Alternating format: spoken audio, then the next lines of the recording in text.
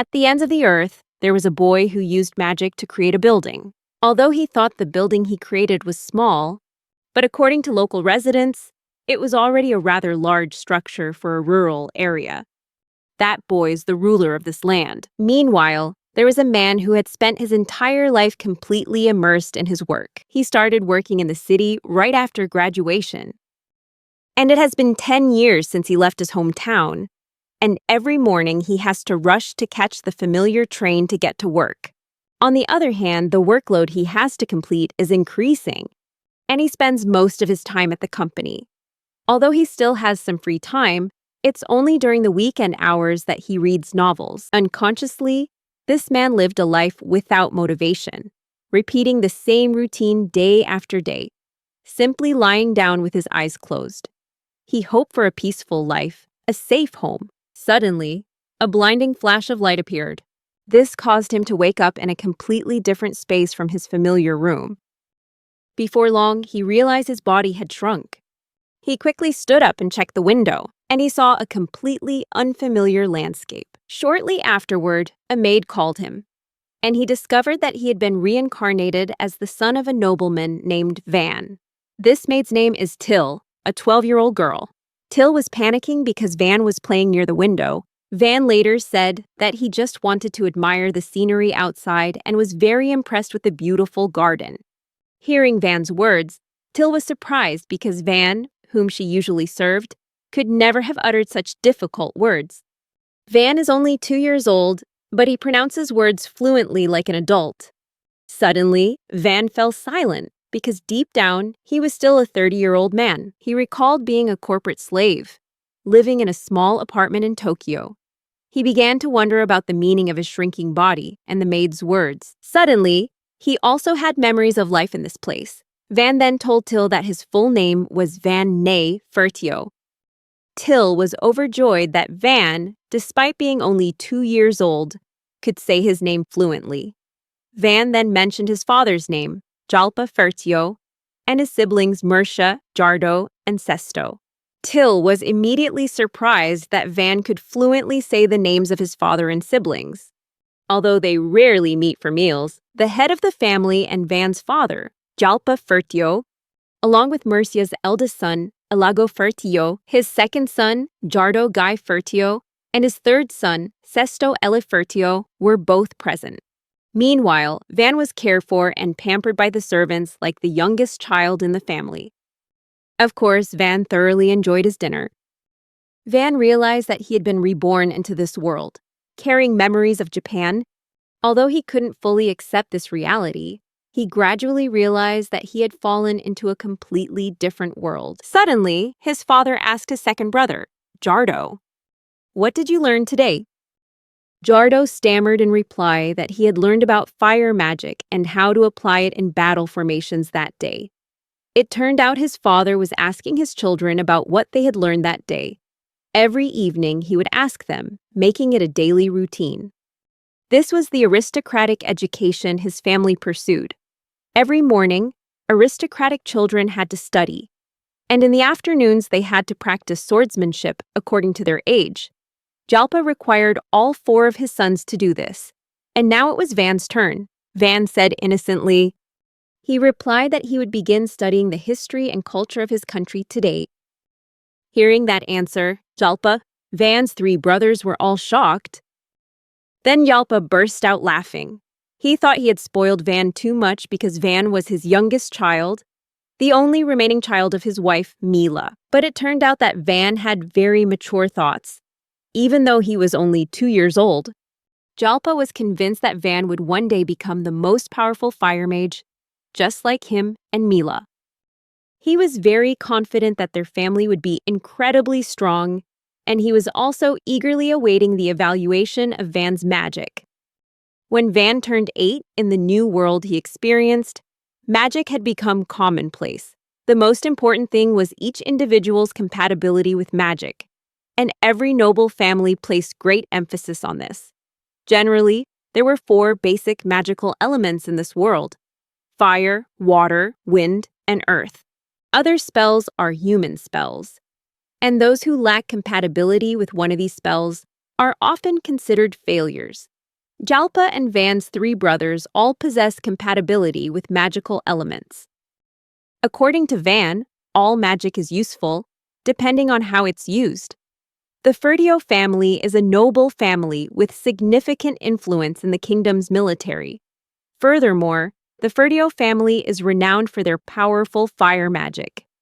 The world Van lives in has a civilization very similar to the Middle Ages.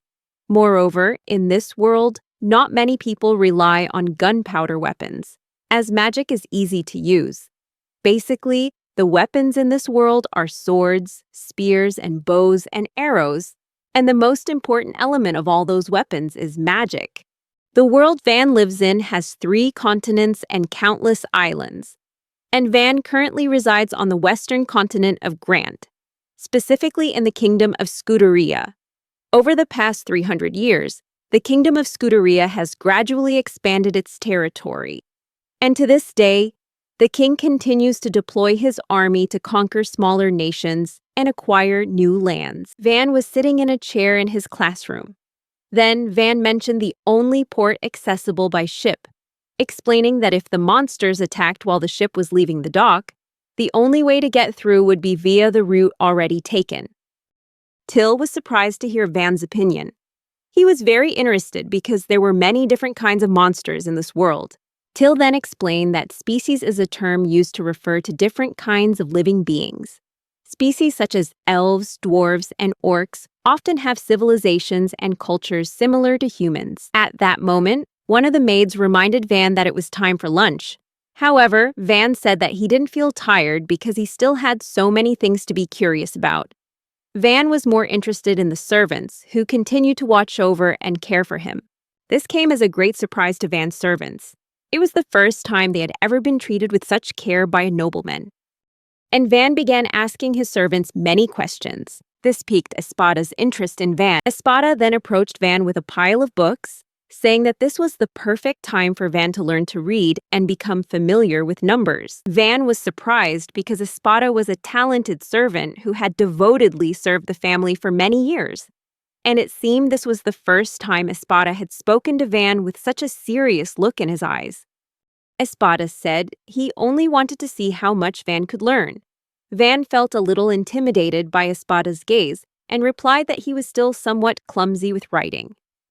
Then Espada began to test Van on mathematics, challenge him with simple addition and subtraction. Van calmly answered Espada's questions. Espada was quite satisfied and decided to teach Van twice a week. After that, Van began rigorous training sessions with Espada. It was an extremely difficult training program for a 2-year-old child because there was so much to learn. Espada always taught Van without ever smiling. As a result, within just a few weeks, Van had become proficient in reading and writing. And he also learned many other things. After 2 years of diligent studying, Van is now 4 years old. Currently, Van is outdoors, holding a wooden stick and practicing with the servants. Although Van appears to be playing, he is actually practicing swordsmanship with his servants. The servants happily used wooden branches as swords to spar with Van, praising him a little along the way. Van was delighted, as he found the activity incredibly enjoyable. Now it was Till's turn, the older man, to practice swordsmanship with Van. For a moment, Till, with her confidence, easily defeated Van. Till smiled triumphantly at his victory. This angered Van, who chased after Till, who just ran around laughing and joking. However, Till's actions made the other servants feel guilty towards Van. The servants then reprimanded Till and demanded that Van punish her. But Van felt it was unnecessary, as he knew it was just a joke. However, the other servants insisted that such rough treatment of a noble woman was unacceptable. Van frowned at Till and said that was her punishment. Till immediately apologized to Van, and Selv, who was also training with the servants, felt relieved. This lasted only half a year. Now, 5 years old, Van has begun seriously studying swordsmanship. He occasionally spars with older children from the Knights Academy. Before his reincarnation, Van loved learning martial arts like judo and karate. Even though he was only allowed to use a wooden sword and the rules were quite simple, Van still found the training very enjoyable. He easily applied his knowledge of judo and karate to sword training, anticipating his opponent's movements and waiting for the opportune moment to launch an attack. That's a basic karate technique, so it can be applied to swordsmanship. Currently, Van's opponent is a 10-year-old child, meaning he's bigger and stronger than him. Furthermore, the weapon the opponent wielded created a significant gap between them. However, since the opponent was just a child, his movements were very monotonous. Van possessed an advantage in reflexes and agility. He easily dodged and defeated his opponents, much to the amazement of the Knights Academy cadets. Furthermore, Van's excellent treatment of his subordinates earned him a great deal of respect, despite his young age. Shortly afterward, a large man approached Van. He was the vice headmaster of the Knights Academy, and he wanted to ask Van a few things, especially to see his hands. Confused, Van just remained silent and complied. Dino noticed that Van's hands had no scratches. In fact, they were very smooth. Van immediately withdrew his hand and said that he would practice harder when he grew up. Dino curiously asked if Van had ever undergone any special training before. Because he saw no signs that Van had practiced beforehand, Van replied that he only practiced as usual every day, and also said that he really enjoyed swordsmanship. Dino later stated that Espatada had instructed him to triple Van's training volume compared to normal. Van was surprised to hear that. He thought such training was unnecessary. Van felt dizzy because Espatada always made him train excessively from morning till night. Meanwhile, Dino was very excited about this training plan. Dino eagerly looked forward to training Van every day, hoping to help him become the best swordsman. Van stammered, saying that he enjoyed learning and was very passionate about swordsmanship, and would do his best in both. Dino understood and asked permission to become Van's private swordsmanship instructor. Unable to refuse any longer, Van reluctantly agreed. From then on, Van received private swordsmanship lessons from Dino. Dino trained Van very strictly, not even allowing him much rest. Even if Van takes a short break, Dino kept urging him to fight, not allowing him to sit down during breaks. This made Van feel a little uncomfortable with Dino. From afar, the other knights cheered on Van and his trainer. In addition, the servants who were very fond of Van also gave him extra motivation. Van realized that despite the difficulties, he still felt very excited about training. Van's life after his reincarnation was truly interesting. In her previous life, Van never experienced contentment and always lived a life devoid of joy. Therefore, Van resolved to live this life to the fullest. 3 years later, Van's promising life came to a sudden and abrupt end. 2 years have passed, and Van is now 8 years old. Van was sitting in his private carriage in the center of the market, completely overwhelmed by the bustling atmosphere. Till guided him. Till asked Van which area he wanted to visit, but Van only wanted to look around the bustling market. Now, at age 8, Van must live the life of an aristocratic boy, carrying within him the memories of 30 years spent on Earth. You have to study and practice every day. With his current abilities, Van could even defeat the younger fighters. The 12-year-old children had attracted too much attention from Van. In the aristocratic system, money, land, and power were the measures by which landowners were compared. Although Van didn't want to become the head of the family, he knew his life would become even more difficult. Furthermore, Van had siblings who would sooner or later try to kill him, a common occurrence among the nobility. Unfortunately, Van's relationship with his siblings wasn't good. Therefore, even though Van didn't want to be the head of the family, if he attracted too much attention, his siblings would kill him without hesitation. The key for Van is to try not to attract too much attention. Before long, a horse-drawn carriage stopped in the middle of the market. Van immediately got out of the car. Van decided to just be a normal child, someone who liked to play, and the first step was going shopping. Accompanied by his servants and personal guards, Van began strolling around the market. Finally, he arrived in the middle of the market. The place left him utterly amazed because the Maria shopping center was incredibly vast. Suddenly, Shouts echoed from afar, loud enough to attract Van's attention. A man is dragging a child who is wearing dirty clothes. Feeling like he was being watched, the man immediately yelled at Van, causing the soldiers to draw their swords. While trying to reassure the guards, Van asked why the child was chained up. The man yelled at Van roughly, saying it was his business because the child was his. The man intended to sell the child into slavery to pay off his debts. Confused, Van continued to ask questions, and the man explained about the slave system in their country. Slavery was divided into two types, debt slavery and criminal slavery.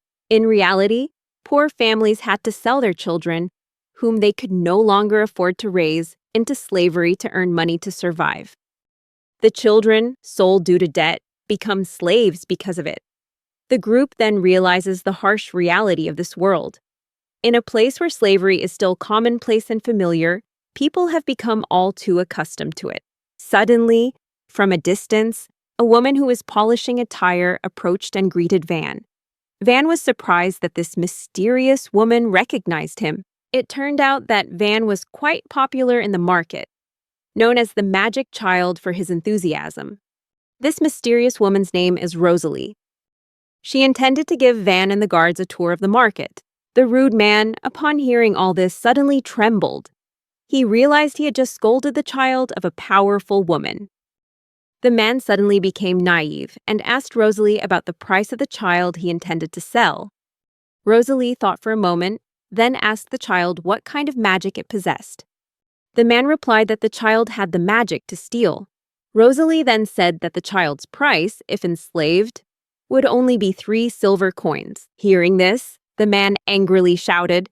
Because he had previously been told that the child's price was 5 large silver coins, he immediately demanded that Rosalie raise the price. However, Rosalie calmly replied that in any shop, the selling price was usually only half its actual value, so 3 silver coins would suffice. If the sled were Rosalie's daughter, she might consider raising the price. But since the child was a boy and very young, its usefulness was not yet clear. After hearing Rosalie's explanation, the enraged man began kicking the child he intended to enslave.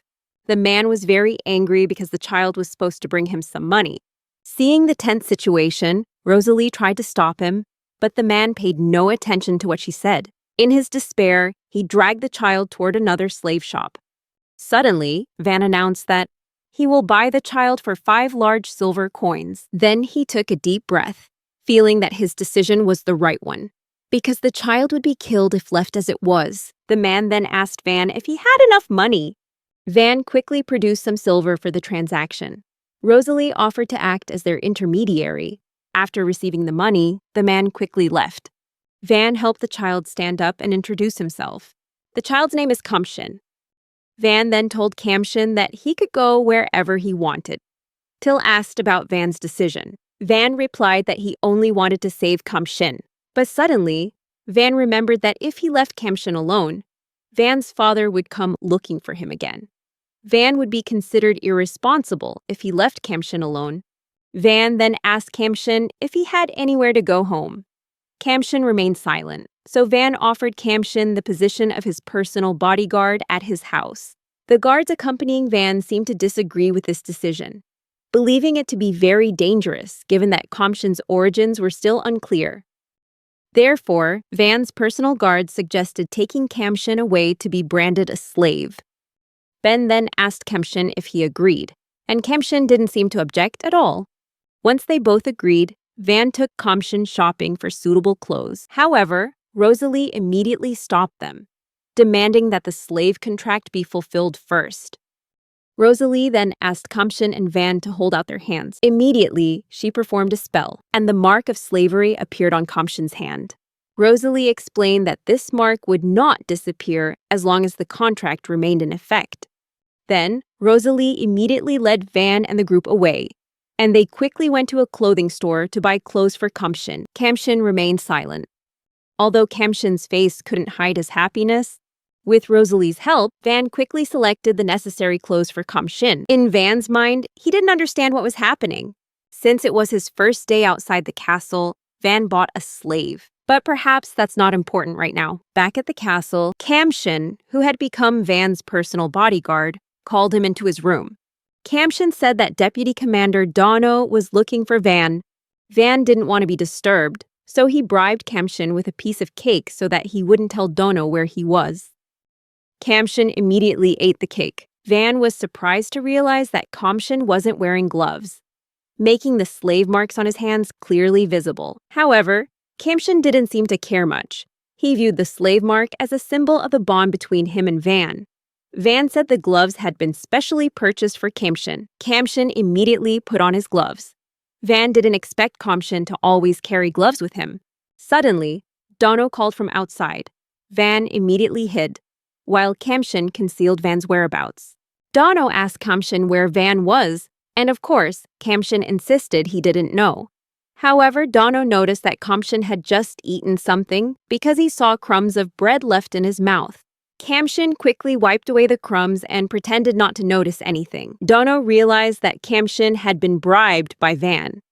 This angered Dino because Kamshin had disregarded his orders as the deputy commander of the Knight's Order. However, Kamshin replied that he was Van's slave, and therefore he only obeyed Van's orders. Hearing this, Dino had no reason to argue anymore, as there was nothing left for him to do.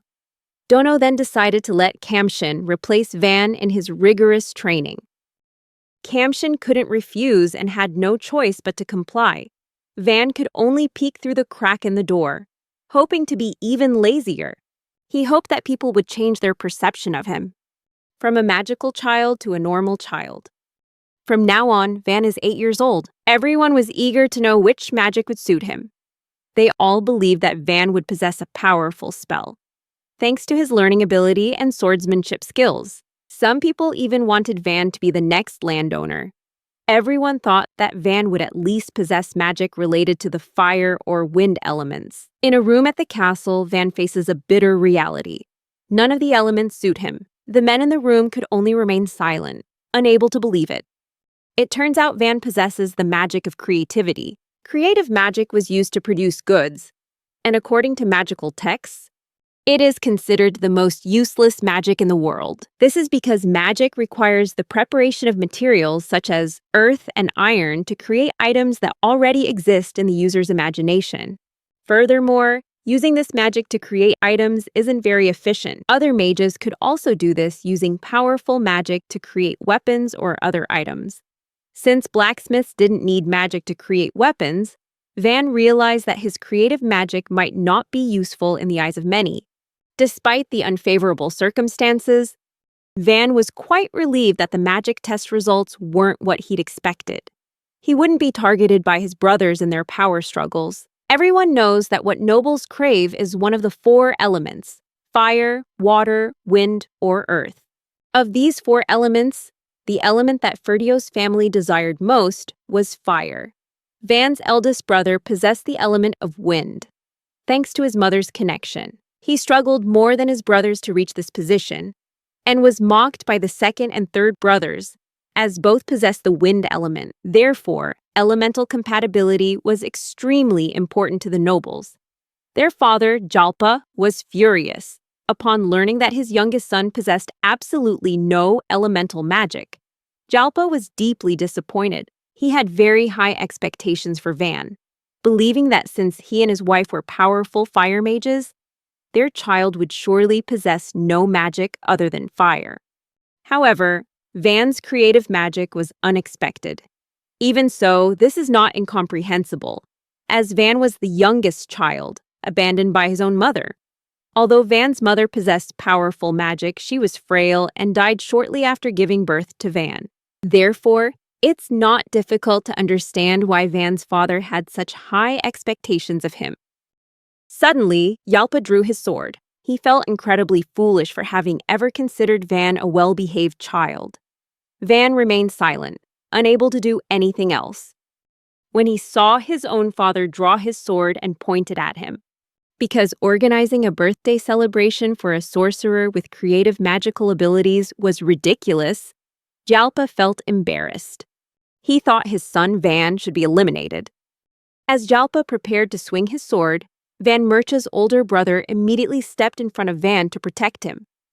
Mercia hesitantly explained to his father that there was another way without having to eliminate Van. Jalpa was confused and wanted more explanation from Mercia. Mercia then explained that they could give Van a village on the border as territory. Their father was surprised and asked for further explanation. Mercia went on to explain that the village has 100 residents. The village lies to the north, at the foot of Mount Walsberg, a place of nothing particularly special or useful. Because many powerful magical creatures have chosen to nest there. In addition, near the village lived a lord with a small population, and on the other side was the rival kingdom of Ionida. This made the village quite remote, but it had a fortress with strong defenses. Mercia went on to explain that, in other words, the village could at least have been used as a stopover point for training soldiers from Lord Fernard, who sometimes organized expeditions. This village was under Mercia's control, and occasionally Lord Ferdinand's growing territory would send troops to inspect the area. In other words, although the land was completely useless, it could still be given to Van. Furthermore, making Van the lord of the village would increase the villagers' loyalty to the local residents. After hearing Mercia's explanation, Jalpa finally understood and decided to entrust the nameless village to Van. Then, Jalpa immediately left the room and urged them to set off for the village. Meanwhile, Van's other siblings smiled, pleased with the results of their recent magic tests. After everyone had left the room, Mercia immediately bowed her head and apologized to Van. Actually, Mercia simply didn't want the terrible things she experienced as a child to happen to Van, so she felt that keeping him away was the right thing to do. However, Van felt that his sister didn't need to apologize to him, because to Van, his sister had helped him a great deal. Without Mercia, he might have been killed or worse, enslaved. Van later said that although the path he had to take was fraught with despair, he would seize this opportunity to the fullest. Mercia was very impressed when she heard this and thought that Van was indeed a child prodigy. She was very touched that Van had such a sensitive heart, like an adult. Mercia also shared that she had been quietly following Van's development all this time, and she felt he had been through a lot of bad things. Marcus's family also abandoned him. However, Mercia promised to provide Van with as much assistance as possible in the future, and she will fight for him. Van is very grateful to Mercia. In Van's room, his personal servants couldn't accept and refused to believe that Van possessed no elemental magic at all. They all felt that Van was a good and great nobleman. Therefore, the idea of him being sent to a remote village was almost impossible. However, Van was actually looking forward to this trip, because for him, it was an opportunity to escape the hardships of aristocratic life, the beginning of freedom. He considered it a dream come true, with the determination to live a peaceful and happy life. Van also wants to make this place a better place. The adventure group, tasked with escorting a young nobleman, they realized that although the nobility always rode in luxurious horse-drawn carriages, and contempt for ordinary people, but they couldn't refuse this task. While on the territory of the Mercia Felcio family, no matter what happens. Shortly afterwards, Van, who had ordered the adventure group to escort him, also arrived. Van politely introduced himself to Orto, the leader of the adventure group.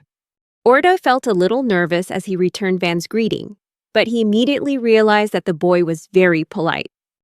Van also didn't forget to compliment Orto's muscular physique, which surprised him quite a bit. After that, Van became very friendly with the rest of the adventure group who would be escorting him. Orto was the leader of the group. He observed Van closely and found his unusual behavior puzzling. Immediately after Van finished the meeting and left, the adventurers were deeply impressed by his exceptional politeness. They no longer thought of Van as just an ordinary aristocratic child they had met before. Meanwhile, elsewhere, preparations were underway to load all the belongings onto a sturdy horse-drawn cart. Van checked each step carefully, thoroughly considering what needed to be prepared for his trip to his new territory. He will use 3 carriages for this journey. Initially, he was only given a small carriage for transportation, along with a few servants. However, several others also joined this journey, including Till and Espada. Even Espada insisted on resigning from his position as chief vassal to serve Van. Espada explained that he wanted a more relaxed life, living in the countryside. Although Van couldn't stop others from joining him, he himself couldn't hide his delight. Van admitted that he was genuinely happy about these changes. Because others also wanted to go with Van, Till explained that the other servants actually wanted to go with Van too, but only she was allowed, as she was Van's personal maid. Till also shared that the palace servants were very fond of Van, because he was the only one who treated them well. For example, Mercia is very busy. Therefore, she rarely spoke to her attendants, while Jardo and Sesto were reluctant to interact much with them. But in the palace, Van always greeted the servants. Occasionally, Van would give them food and help them clean up. Hearing Till's confession, Van felt a little embarrassed. Then Van asked why Kamshin had joined. Kamshin replied that he was bound by a slave contract which could not be changed or broken. In other words, he would dedicate his entire life to Van, ready to sacrifice his life to protect his master. Van teased Kamshin about being too ostentatious. But when Van saw Kamshin's serious expression, he realized that Kamshin genuinely liked him, not just admired him. Van felt embarrassed by that admission. After making his preparations, Van immediately set off for the suburban village. He deliberately omitted the Marquez family crest from the carriage to avoid attracting attention. Van plans to leave the city completely. As the carriage rolled along, Van looked out the window and took in the quiet atmosphere around him. A little while later, a gatekeeper boy whom Van knew ran up and asked him where he was going. This left Van feeling confused. Van felt incredibly embarrassed when the gatekeeper boy shouted to the whole town that Van was about to leave the city. A feeling of unease welled up in Van, and he immediately questioned one of the soldiers about it. Because on his father's orders, he was not allowed to reveal his departure. The soldier explained that it was Dino's doing, because he felt sorry for Van's situation, and his impending departure was like an act of desertion. Therefore, Dino at least wanted people to know about Van's passing. The soldier added that they had just received instructions not to disclose it to the surrounding residents. He also said that Dino had fallen asleep in the carriage and that when he woke up, they would ask him to leave. Because of Dino's actions, the atmosphere in the city immediately became lively. Residents familiar with Van gathered to bid him farewell, and this clearly shows how much they like Van. They wish him a safe departure. Van simply smiled happily when he realized that he was still loved by the townspeople. That night, while everyone else was resting, Van and the group of mercenaries protecting him had dinner. They had passed through 2 cities and had now reached the first campsite. This was also the first time Van had encountered dangers from magical creatures while camping outdoors. This time, they had 2 additional mercenaries as bodyguards. One of them was Ordo, the group leader and a seasoned adventurer. With 20 years of experience, Ordo was accustomed to negotiating with mission leaders. Even though Van was only 8 years old, Ordo took his task very seriously.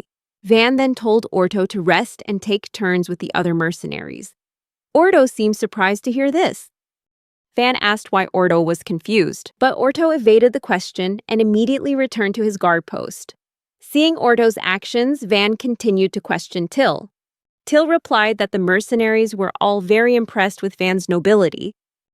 The following morning, the group continued their journey towards the suburban village, which had become Van's new area of power.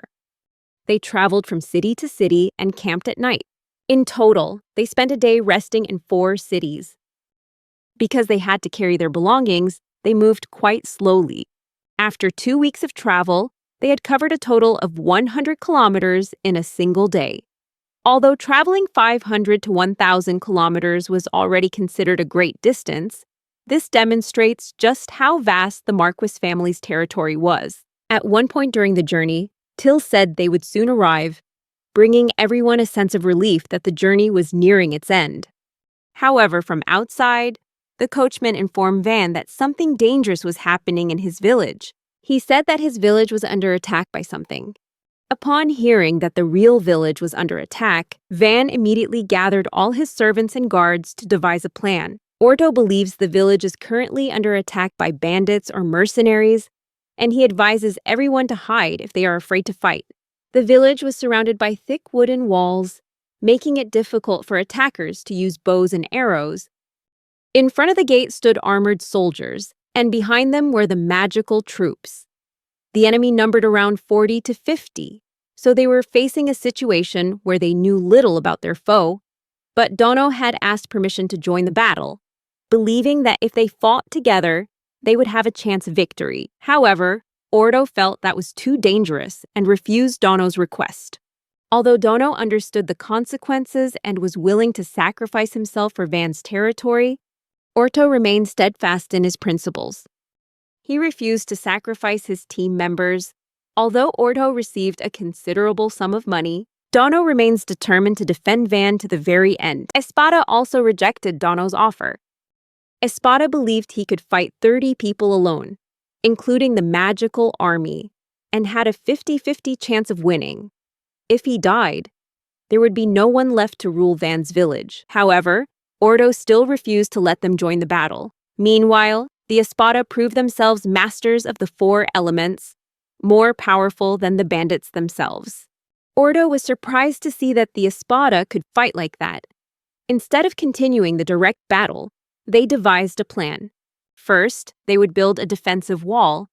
Then the expedition team would attack from behind the wall. When the enemy's attention was diverted, Dino and the rest would attack from the flank. Their chances of winning would be higher if they consistently launched surprise attacks. Their sole objective was to distract their opponent.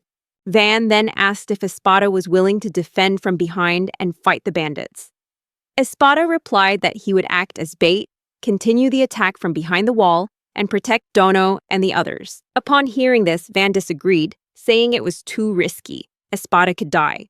However, Espada accepted the consequences of this decision. Upon hearing this, Van offered to be the bait. Everyone was immediately surprised by Van's words. Till immediately shouted and protested.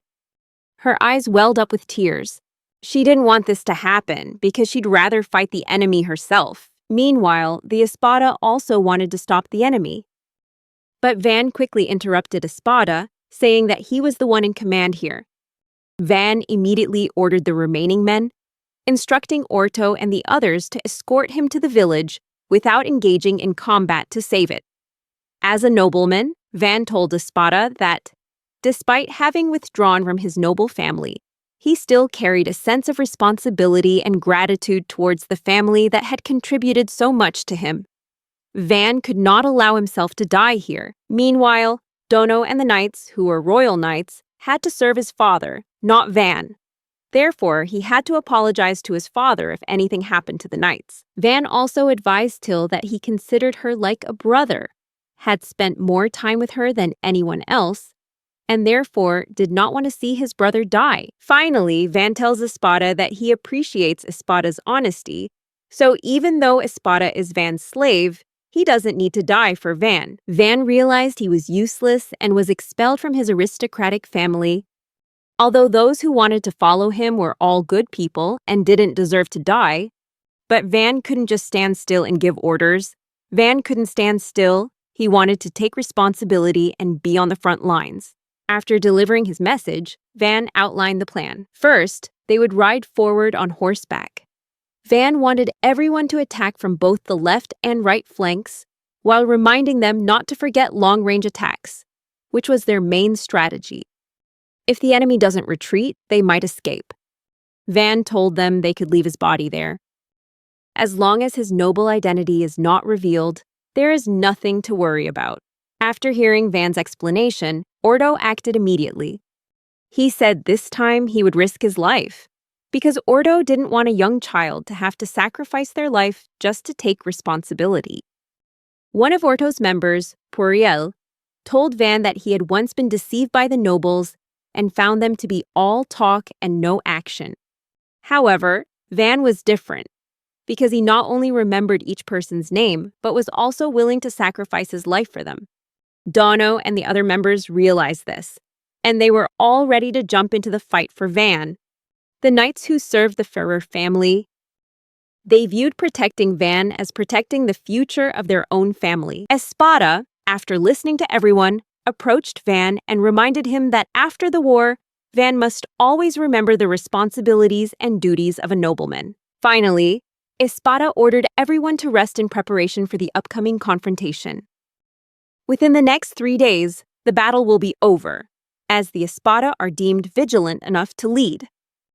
He quickly assumed command and began adjusting the strategy. His plan involved creating a defensive line against long-range attacks. Dino and his knights would attack from the left, while Ordo and his adventurers would advance from the right. Van and the servants who were not fighting would stay around the carriage to provide support when needed. They moved quickly thanks to the Espada's ability to control the ground. He erected a solid defensive wall around the formation. After the defensive wall was erected, the warriors began to advance. Orto was very impressed with Espada's abilities.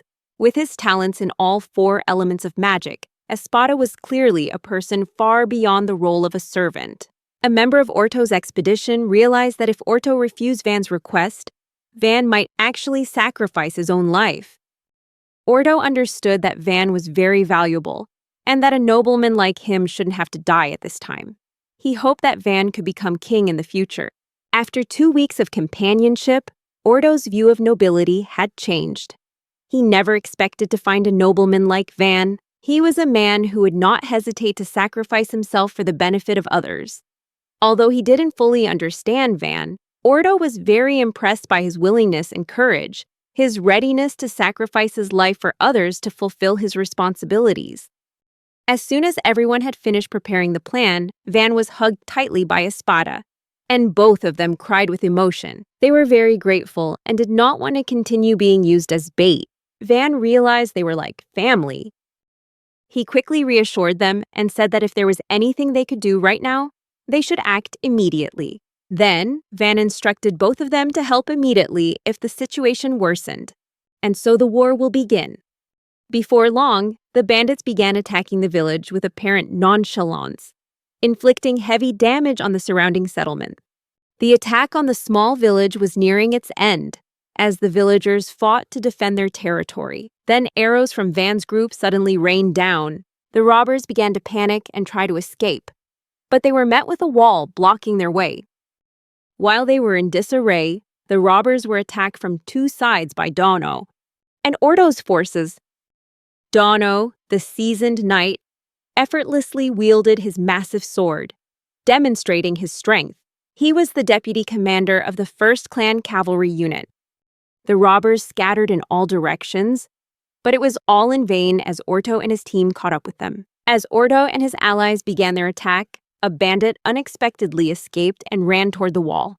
Orto immediately shouted for the robber to be apprehended because he needed to be stopped immediately to protect the attacking team from a distance, because they couldn't see the approaching enemy due to the wall blocking their view. With no time to spare, Orto ordered the ranged assault team to continue their preparations. As a robber was approaching from behind the wall, Puriel, who was on guard duty, didn't have time to dodge. Those behind the wall were completely unaware of the enemy's arrival. As the robber prepared to swing his axe, Van and Kamshin immediately rushed to help. Van quickly attracted the attention of the large robber, leaving Puriel bewildered as he was no match for Van. However, surprisingly, thanks to the flexible collaboration between Van and Kamshin, they both defeated the robber. Puriel was astonished, as it was rare to see a child move so nimbly. Van immediately ordered the men behind the wall to stand guard, to prepare for a counterattack from the enemy. The rescue of the village was successful, although a few robbers managed to escape, but the attacking group was defeated without anyone being injured. They had dealt with the bandits who had attacked the village. The mercenaries quickly tied up the bandits to hand them over to the royal army and receive their reward. After receiving half of the requested amount, they would carefully fulfill Van's request. However, Ordo still wanted to stay in the village for a while. Meanwhile, some members of his mercenary group wanted to return immediately because they had work in another area. Orto understood and agreed to let some of them leave immediately. Some will stay with Orto to settle down in the village, while others will venture into the surrounding forests and mountains to hunt monsters temporarily. At this point, Puriel told Orto that she felt Van was no ordinary nobleman. Orto agreed with Puriel's assessment, and this only made him want to stay in the village even more. He was curious about what Van would become in the future. Orto felt that possessing such sharp thinking was something not everyone had, even for an educated nobleman like himself. When Orto first met Van, he seemed like just an ordinary nobleman, but as soon as Van began to speak, that image vanished. Van was polite and steadfast, yet often appeared cheerful and friendly. Despite being a nobleman, Orto did not sense any arrogance or contempt in Van's eyes. The mercenary group members agreed with Orto's observation. They then discussed what Van had said earlier, that his magic wasn't suited for combat. Van remained determined to sacrifice himself to protect everyone, even though he knew he couldn't fight as a true warrior. Len Peru, one of the companions, recalled that Van had helped him when he was in trouble and felt the need to repay him. Another mercenary remarked that Van's movements were not at all childlike, but rather exuded the ferocity of a seasoned warrior. Orto, who had witnessed it all, admitted that Van surpassed every nobleman he had ever known. And he hoped that one day he would see Van become a lord, leading a land of his own. Then Orto asked his teammates if they wanted to stay and help Van, and they all decided to stay and support Van.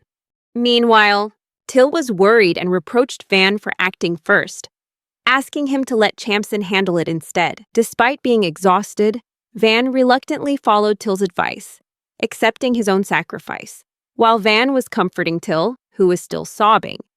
Suddenly, Puriel stepped into their conversation with a hint of teasing. She said that even though Van was very young, he had already made women cry. Van, with an innocent expression, replied that he was simply being honest with Till, because Till was very important to him. This remark made Till, who was crying, suddenly feel ashamed. Puriel then said seriously that he felt Van was like an elf because elves never seem to age. Van smiled in response, saying that was impossible, since he had been taken care of by Till since he was a child, so Van was definitely a normal person. Puriel went on to ask where Van had learned to use a sword. Van replied that he had learned directly from Dino, a powerful knight of the kingdom. Puriel comforted Van, assuring him that he had learned wisdom and knowledge from the Espada, which Van happily agreed with, and added that he was still influenced by Till.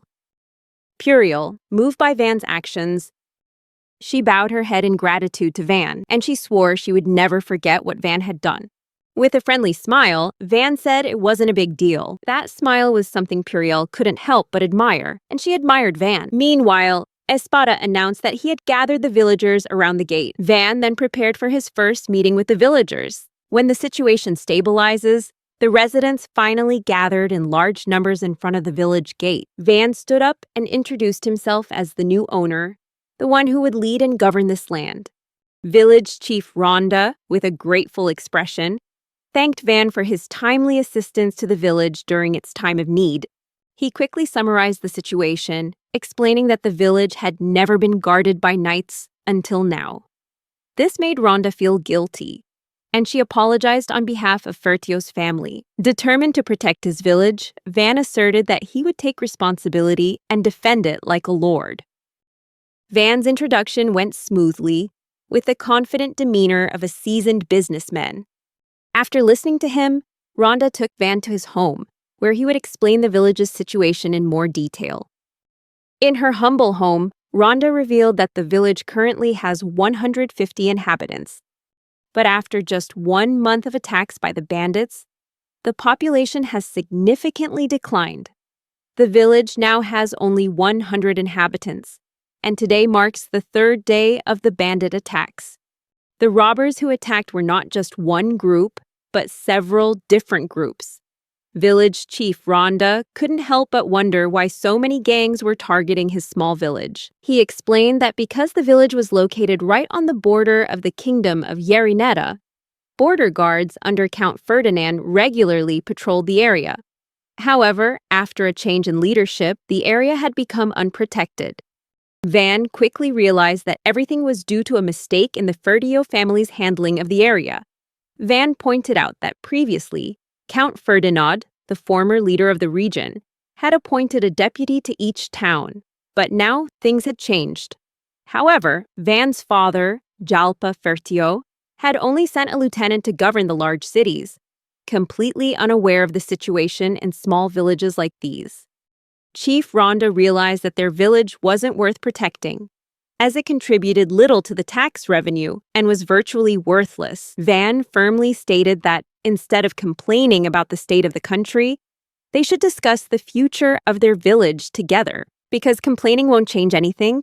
Upon hearing Van's words, Malaga, the village chief's eldest son, stood up, his body trembling with anger. Van calmly ordered Malaga to sit down, saying that only when they had calmed down could they discuss the future of the village together. Malaga reluctantly sat down, but her eyes betrayed her anger. Van continued to explain that, as nobles, they bore a great responsibility in restoring order and rectifying the errors in the laws, errors that were created by the Berlinate family, the founders of this kingdom. Upon hearing these words, the entire room fell silent. Espada cleared his throat softly, breaking the silence. Then, Van presented his vision to everyone in the village. Van believed that, even though the villagers complained about the laws of the nobility and the rules of the kingdom, but that wouldn't change anything anyway, Van had set 3 specific goals. First, to make the village valuable, so that the kingdom could no longer underestimate them. Second, to raise money and recruit powerful groups of knights. And finally, to reorganize and develop the village. That was Van's vision for the village. Van thought that if they lived in a remote area, even though they could sell wood or stone, making a profit would be difficult due to high transportation costs. However, it would be more beneficial if the villagers knew how to create valuable handicrafts, despite their limited education. This made it difficult for the villagers to earn money and prevented them from developing their village. With determination, Van explained that it had been difficult for them to get this far, but he had come here to learn and protect this place. Van hoped the best they could do was survive and develop the village from now on. However, both the village chief and the elders remained skeptical. At this point, Espada interrupted the conversation. He introduced himself as the head of the Ferschio family service. He said that Van was an extraordinary child, appointed lord of the place at the tender age of 8. Moreover, his talent had been known since childhood. Espada also introduced Dino, the deputy commander of the Ferschio family cavalry. The village chief was deeply moved, for finally an important figure from a noble family had appeared. At first, Malaga was skeptical, but as he listened to Van's explanation, he gradually became enthusiastic and full of confidence that the village would be saved. Malaga thought Van was a nobleman possessing 4-element magic, but Van denied it, pointing out that he only had creative magic, which couldn't be relied upon in combat. After hearing Van's words, the villagers' hopes were almost completely dashed. Van immediately suggested reinforcing the walls to protect the village from the enemy. Van explained that although the wooden fences looked sturdy, they were useless against rockets, just like the houses in the village. Van then ordered Espada to immediately use earth magic to create a solid foundation for the new wall. Van ordered his team to place stones on the wall's surface for reinforcement and to dig a moat around it to prevent surprise attacks. He also suggested setting traps in the trenches and attacking the enemy from atop the defensive walls. Van agreed with his plan and asked for bows and arrows to be prepared. Once the plan was ready, Van told Rhonda to gather the villagers to introduce themselves and present their vision. During the meeting in the village field, Van explains the steps in the village's development, and he called on everyone to work together to build a prosperous community. After the presentation was over, a resident asked about taxes. The villagers explained that collecting a 30% tax on hunted products such as animal hides and monster teeth was very difficult for them. Upon hearing this, Van decided to reduce the tax to just 10%, hoping to improve the quality of life for the villagers. When they heard this announcement, the villagers were all astonished and surprised. Van thought that if they couldn't pay the taxes, they would be forced to sell their children. Then, another villager suggested that Van bring a group of knights to deal with the bandits. However, Van explained that this would be difficult to do as it would take 2 weeks for them to arrive, plus another week of preparation, totaling 2 to 3 weeks before knights could come to help. Furthermore, they would only be staying temporarily and couldn't provide long-term support. Because of the great distance, there could be delays, or the knights might not even arrive. This is why the village was often neglected. Hearing this, the villagers began to feel frustrated. Van went on to explain that they might feel upset, but the kingdom currently lacked enough knights or budget to support so many areas. Besides, the knights sent here were very likely to perish, leaving only a few behind. Although they could assemble an army, it would require at least 200 men. Furthermore, Van stated that they needed money to purchase food, horses, armor, and other equipment. Hiring adventure groups would be prohibitively expensive. Van then instructed Espada to use his powerful earth magic to create an earthen wall inside the village fence. With confidence, Espada created a massive stone wall right inside the wooden fence. Van explained that the cooperation of the villagers was more important than anything else, including the knights. If they live and thrive together here, the village will flourish much more than it did before. That evening, since Van's house was unavailable, his followers decided to camp in their vehicles and use camping equipment. Village Chief Rhonda tried to invite Van to his home to rest, but Van couldn't possibly refuse the elders' sincere invitation. Sitting around the warm campfire, Van reflected that so far, he hadn't really gotten the hang of his creation magic, but Van vowed not to give up. Van didn't need to rely on what a 4-element mage could do. He was determined to accomplish everything himself. Although most villagers remained skeptical, what he needed to do now was win their trust in order to improve everyone's lives. The first thing Van thought of was how to deal with the bandits. He believed that with his magical powers of creation, he could protect the village and make it a safe place. A place where people can live comfortably and happily, sitting around a warm campfire. Van said that they should not only defend, but also be able to attack without being attacked first. Rhonda, sitting beside him, agreed with his words. Van explained that attacks often came from above, with fire magic aimed at the walls. Espada concurred and said that if the walls were too low, the effectiveness of the attacks would be diminished. Rhonda worried that gaps in the wooden fence could be exploited by the enemy to breach the walls. Dino believed that this was precisely how the bandits would try to break through the village's defenses. Van suggested using a trebuchet, but Espada disagreed, arguing that trebuchets were only suitable for attacking barricades, not for defense. Rhonda, who had never seen one, asked Dino about it. Dino explained that catapults were a type of weapon used to throw large stones, but they were very slow and inaccurate, so they were often used to demolish castle walls and watchtowers. However, Van had a different idea for using this catapult. Van proposed using a mechanism to launch multiple stones at once and hurl them outwards, scattering them in all directions. Furthermore, they can add fuel to the fire to increase the effectiveness of the attack. Following Dino's suggestion, Espada and Rhonda could only remain silent. They then asked who had come up with this mechanism, and Van replied softly that it was his idea. Everyone fell silent again. The following day, Van was determined to prove that his created magic wasn't useless. He hadn't yet fully grasped its potential, so he had to find a way to explore and master it. Throughout the journey to the village, Van practiced diligently. Van creates various materials from wood, and now he's preparing to test his magic in a real-world setting to see what it can do. Steel, iron, and other materials had been created by Van through his magic, and now was the perfect time to prove his abilities. Deep in the forest, Orto and his group of hunters were patrolling to find the escaped bandits. They had cleared several areas, so it was now safe to leave the village. In addition, Ordo also wanted to hunt monsters around the village to earn money. Suddenly, Ordo sensed something. He spotted traces of the monster and immediately ordered a patrol ahead. Meanwhile, Van, Tail, and Kamshin stood guard around the area, felling trees. Van was deeply impressed by Orto's extraordinary intuition. Throughout the journey, Orto was always able to sense the presence of monsters before they attacked. Kamshin suggested cutting down some more trees, preparing for any eventuality.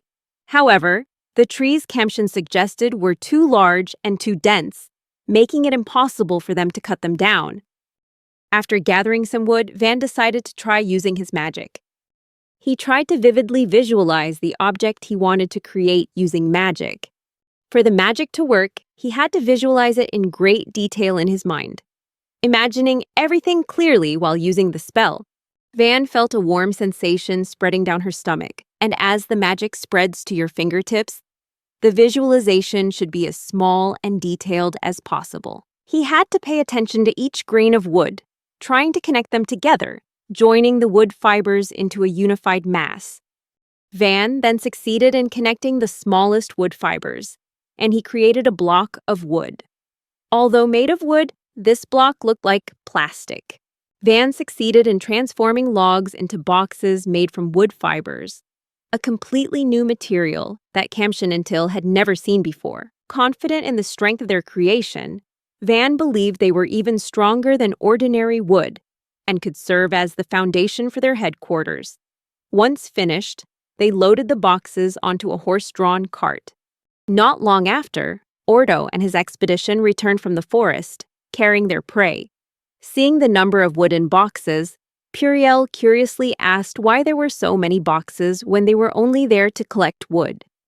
Ordo then lifted a box and was surprised to find it lighter and stronger than he had imagined. To test its durability, Ordo drew his sword and tried slashing at the box. Then he threw it at the rocks to check if the box is broken. The box that Van made only had minor scratches. The rock behind it was cracked and broken. Van was extremely surprised that his item was not destroyed, while Ordo was puzzled because he had struck the box with all his might. Van innocently asked, "Which is harder, stone or wood?"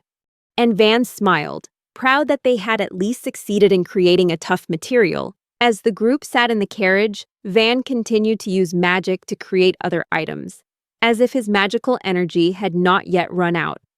Kamshin, surprised, asked Van if his magic still had enough energy. Since creative magic usually consumes a lot of power, Van created many intricately shaped items, starting with small objects and continuing to test his magical abilities by crafting a normal-sized weapon. He focused on imagining a weapon that was both as sturdy and sharp as possible. In just a moment, Van successfully created a katana sword. He gave the sword to Kamshin, who was very excited about the gift, and Kamshin promised to take good care of it. At the same time, Till, who was also very impressed, received a weapon from Van. Although somewhat hesitant because of its shape, Van reluctantly gave Till a dagger with a skull symbol, and Till accepted it, albeit with a little fear. Seeing this, Till thought that Van would like an axe. He said that he had made it very sturdy, and that it could also be used as a hammer or a spear. After hearing Van's explanation, Till happily accepted the axe and promised to take good care of it. With a smile on his face, Van felt delighted to see Till enjoy the gift he had made. Looking at his body, Van noticed he never felt tired, which puzzled him as he couldn't understand how his magical energy could last so long. However, this opens up a unique possibility. His creative magic can be used in unique and useful ways. At the same time, the village's defensive wall was completed, something Van had been planning for a long time. With Espada's abilities, this sturdy wall only took about 10 days to build. Ordo looked up from below, his eyes filled with admiration at the work Espada had created. A sturdy structure that would now protect the entire village. Espada, with his ability to activate multiple spells simultaneously, continued to approach Van.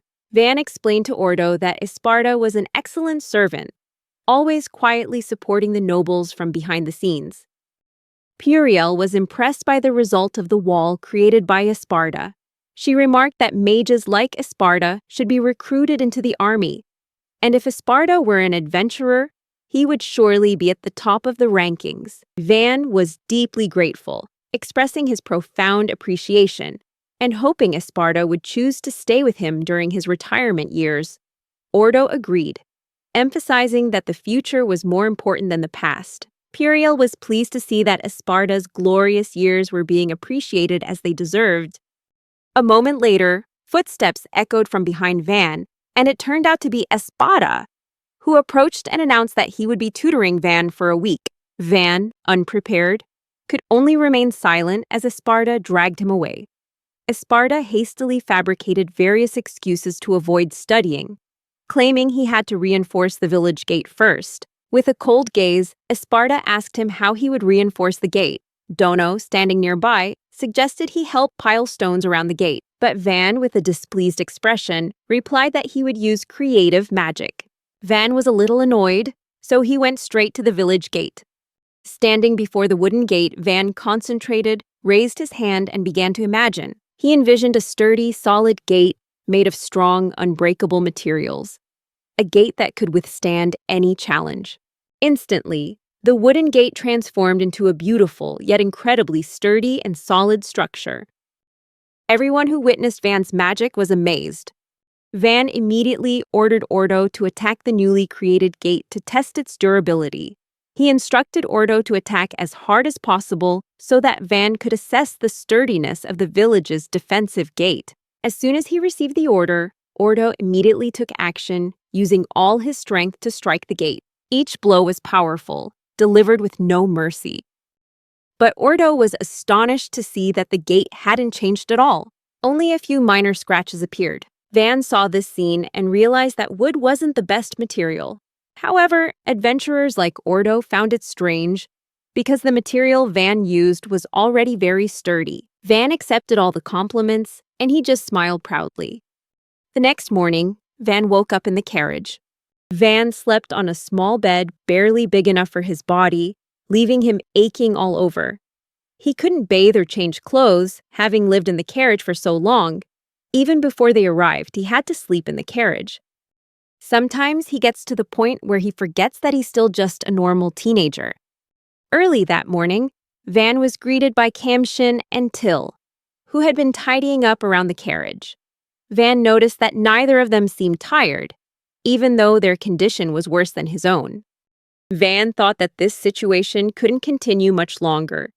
He immediately decided that he had to improve living conditions in the village, from clothing and food to shelter, and of course, strengthening the village's defenses. Finally, Van decided to build a new house and immediately ordered Kamshin to bring the timber blocks. After gathering the blocks of wood, Van placed them in the middle of the village. The village chief, Rhonda, came and asked Van about the purpose of collecting the wood. Van immediately expressed his intention to build a house on the vacant plot of land. At the same time, Van quickly asked the village chief for permission to erect the house there. The village chief understood, as this was quite normal for a land-owning nobleman, and the vacant plot of land in the middle of the village had never been used before. Van smiled after receiving the village chief's approval. Immediately, he cast a powerful spell on the pile of wood. He thought that one day he would organize festivals and carnivals.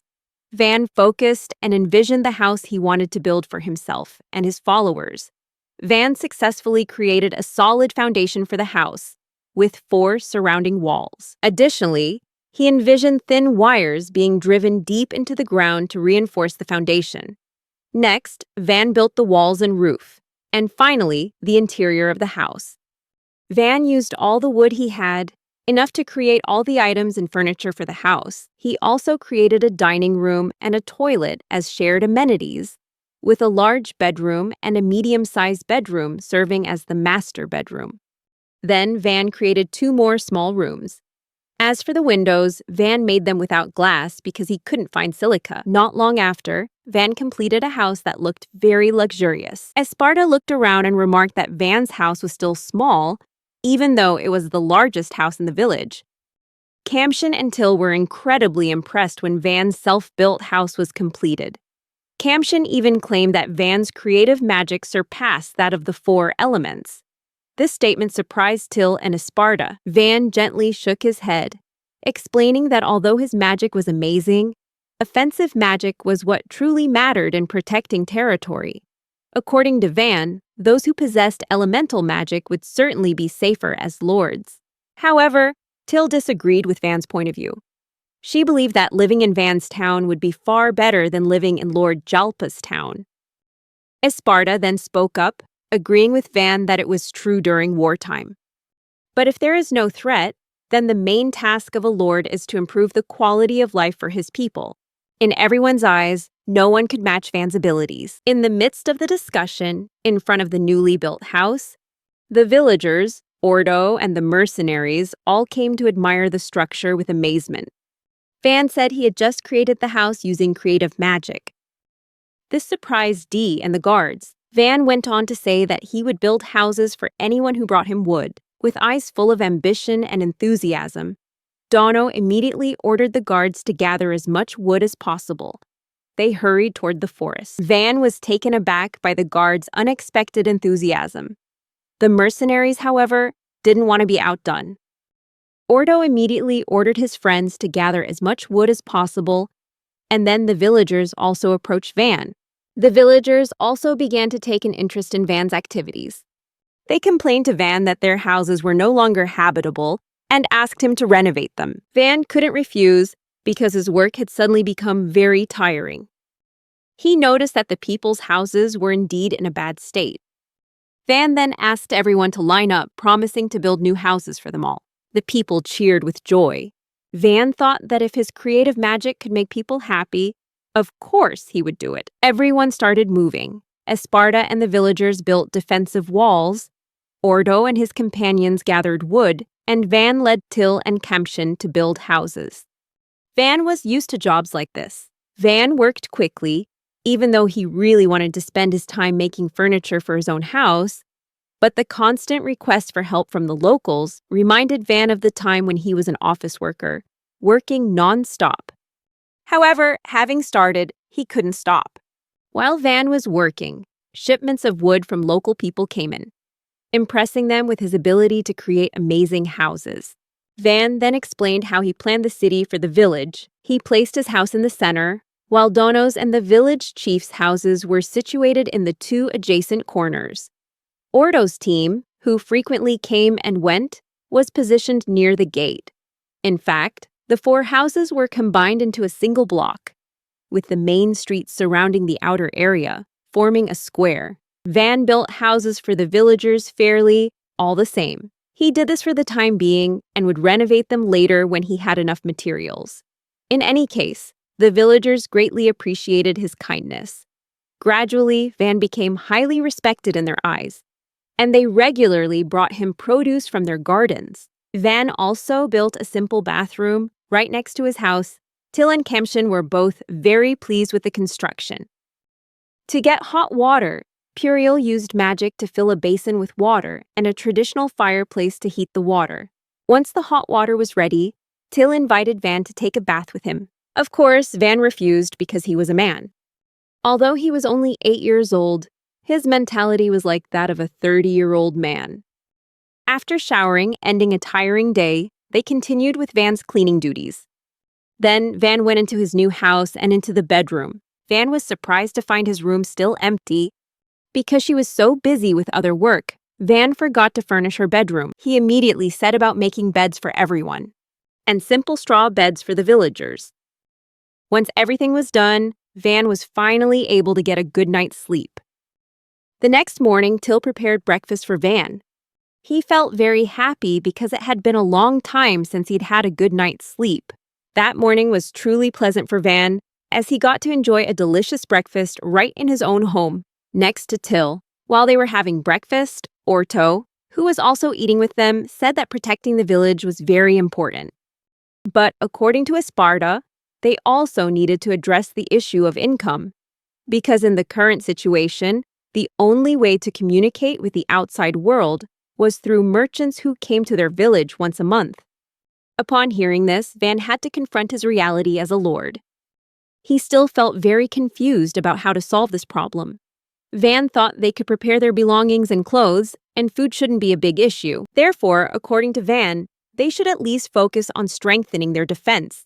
Espatada then said that they didn't have the spices or enough ingredients to make Van's favorite sweet dish.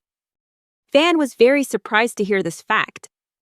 He realized that he needed to come up with ideas to increase his income, which meant producing products to sell. At that point, Kamshin came up with a good idea. They could sell the wooden blocks that Van had created. However, the idea of selling the blocks was immediately rejected by Van, as only he could create them.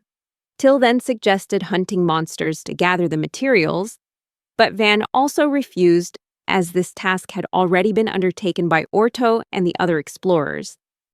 Espatada came up with the idea of growing trees and agricultural products. But this is very difficult and does not yield quick profits, due to the characteristics of the village. While having breakfast, Van and his assistants were thinking about ways to increase the village's income. After breakfast, outside, Van, Till, and Kamshin, along with Kusar, a member of Ortho's team, checked the items, and Dino said that everyone really liked Van here. They checked the items to see the condition of the weapons that would be given to Van. Dino personally tested the power of the Orc-Mite shield. The Orc-Mite shield is crafted from the skin of an orc's back and shoulders, combined with strong and flexible materials. Then, Kamshin took the sword Van had given him and swung it towards the shield. The swing seemed very weak, making Dino feel uncomfortable. But no one expected that Kamshin's weak swing could split the Orc-Mite shield in two. This scene left all those who witnessed it stunned. Even Kushar couldn't believe his eyes, because the shield was brand new. Van couldn't believe the power of the wooden sword either, and his words only added to Kushar's confusion. Seeing this, Van quickly used magic to repair Kusar's shield. The shield was finally repaired to like-new condition. Not long after, Ordo returned to the village. Ordo carried a large quantity of mineral ore. He wants to sell these ores to the villagers. Orto said that at the end of the mountain range, at the foot of Wolfsburg, there were many powerful monsters. And thanks to these monsters, they were able to gather valuable materials without having to go deep into the mountains. Van and the hunters collected all sorts of different ores. It includes iron ore, copper ore, and a small amount of silver and gold. Then, Ordo brought out his most valuable ore, and Van immediately recognized it as mithril ore. Van was thrilled to see this extremely rare material. He then asked why no one had mined this type of ore before, and Ordo explained that it was because the area was very remote and complex, and only a few people dared to explore it. This made herbs and mineral ores unattractive to them. Hearing this, Van agreed because it made sense. Only a lucky few hunters could obtain them. If that's the case, the foothills must contain many valuable resources. Van then used magic to extract the ores that Orto and his friends had collected. He separated the iron-containing minerals and sand, breaking down the iron ore and separating it from the sand. Normally, this process would require pre-melting to remove impurities, but this time it wasn't necessary. Kushar was thrilled to see this, and he wanted Van to make him a sword. Seeing Kushar acting unusually, Orto became curious. Van decided to make weapons for all the hunters. Upon hearing this, Kushar requested a long sword and a short sword. Van used his magic to create an iron sword, with a dense structure and the sharpest blade possible. He decided to make his first sword really sturdy. It didn't take long for the sword to be finished. Van immediately gave the first sword to Kushar, much to his delight. Then Van created another sword. This time, it was a long but elegant sword. Before long, the sharp and powerful sword was finished. Van gave the sword to Kushar, and Kushar was even more delighted. His joy reached the ears of Orto and his fellow hunters. Orto and his friends rushed over and asked Van to make them more swords. Van readily agreed, continuing to create new swords for them. Upon seeing the exceptional quality of these swords, Puriel felt they were of great value. At this point, Espatada approached Van. Although Espatada had heard of iron sand before, but discovering this type of ore in the nearby forest is extremely rare. Espatada felt that if there really was a labyrinth nearby, then the likelihood of stone or iron golems existing there was very high. These golems could naturally produce ore, which is why they were able to find metal ore in the forest, something very rare. After thinking for a while, Espatada asked the hunters if they had found any trace of the golem. But they all answered no, so it can be inferred that the golem was destroyed beforehand. before they could even realize it. The hunters also didn't know if there was a labyrinth surrounding the village, because the area hadn't been thoroughly surveyed. There might actually be a labyrinth somewhere nearby. This will completely change the situation of the village, according to Espatada. Many people will come here, and this could open up great opportunities for the village's development. Hearing that, Van smiled gently. He knew that his next goal was to find a new labyrinth, one that could completely change the situation of the village and boost its development. Labyrinths are a paradise teeming with resources and treasures. Many of the country's most valuable weapons, jewelry, and artifacts were obtained from these labyrinths. Therefore, labyrinths play an extremely important role. Hunters and adventurers must report to the guild if they discover a new labyrinth. There is a rule that when the guild receives notification of a new labyrinth, they will immediately open a branch in the nearest city or village. Discovering a new labyrinth is a great achievement for explorers and a fantastic opportunity to build a reputation in the exploration world. And to join the ranks of the best explorers, they will have the first access to explore new labyrinths. Van thought that if the village submitted a report about the labyrinth at this point, it would belong to the expedition. Espatada agreed with Van's words, as he believed the village would become bustling with adventurers, merchants, and even knights. However, in the current situation, they were running out of food and other supplies. Ordo argued that it was possible neighboring countries would attack, and it was highly likely that Count Ferdinand would be the first to attack. Therefore, in his opinion, there was no need to search for a new labyrinth. Imperial chimed in, saying that if they knew about the labyrinth, they would immediately send troops there. Imperial added that with Van's magic, the construction problems would be solved quickly. Van then said that he was just a burden to Ferdio's family. According to Van, they would soon get rid of him if they had the chance. So the priority was to expand and develop the village before making any pronouncements about the labyrinth. At that point, Ferdio's family would be powerless to do anything. Upon hearing this, Ordo suggested narrowing down the area where the labyrinth might be located, or avoiding it altogether, and focusing on gathering supplies. All the adventurers agreed with Ordo's suggestion. Van thought it would be pointless to make a declaration about the labyrinth right now, because labyrinths are as important as nobles. Van's family still considered him a burden and had no expectations of him. If they were to claim the labyrinth now, Van's brothers would surely seize it. Therefore, Van must use his power to prevent anyone from taking over this village. Van then went off to handle other business, accompanied by Till. Van said that the situation with the houses was fine, but the next problem was finances and defense. Smiling, Till said that Van had built many houses for the villagers and thought Van must have a lot of magical power. Van replied that he still felt tired and wanted everything finished quickly. Kamshin thought they needed workers now, but only a few villagers were capable of doing the job. Van also wanted to stock up on shields and weapons before the merchants arrived, as defense was crucial.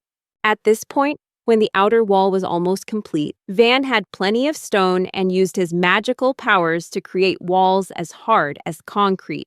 The walls were low and thin, but Van overcame the problem.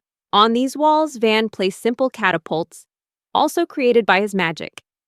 In front of the catapults were shields. They can fire their guns without worrying about counterattacks. Van had towers built around the village and placed many catapults on them.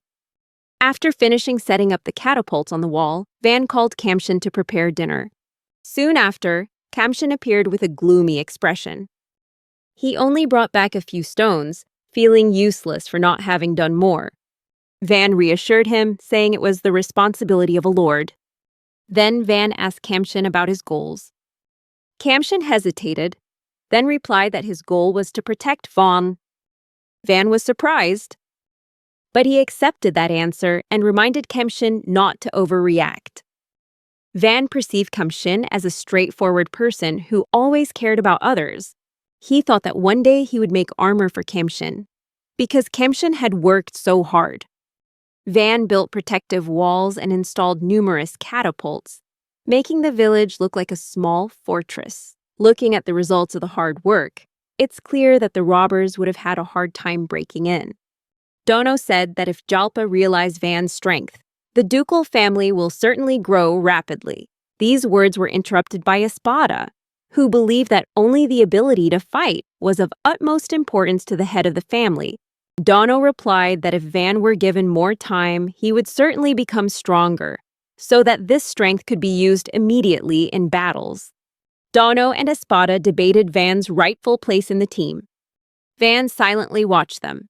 Then he said that complaining about fate or ability wouldn't change anything. Silence fell, and Dino paused when he heard Van speak. Then Dino burst out laughing, admitting that Van's words were absolutely right. Dino felt that complaining about bad luck wouldn't change anything, so instead, they needed to work even harder.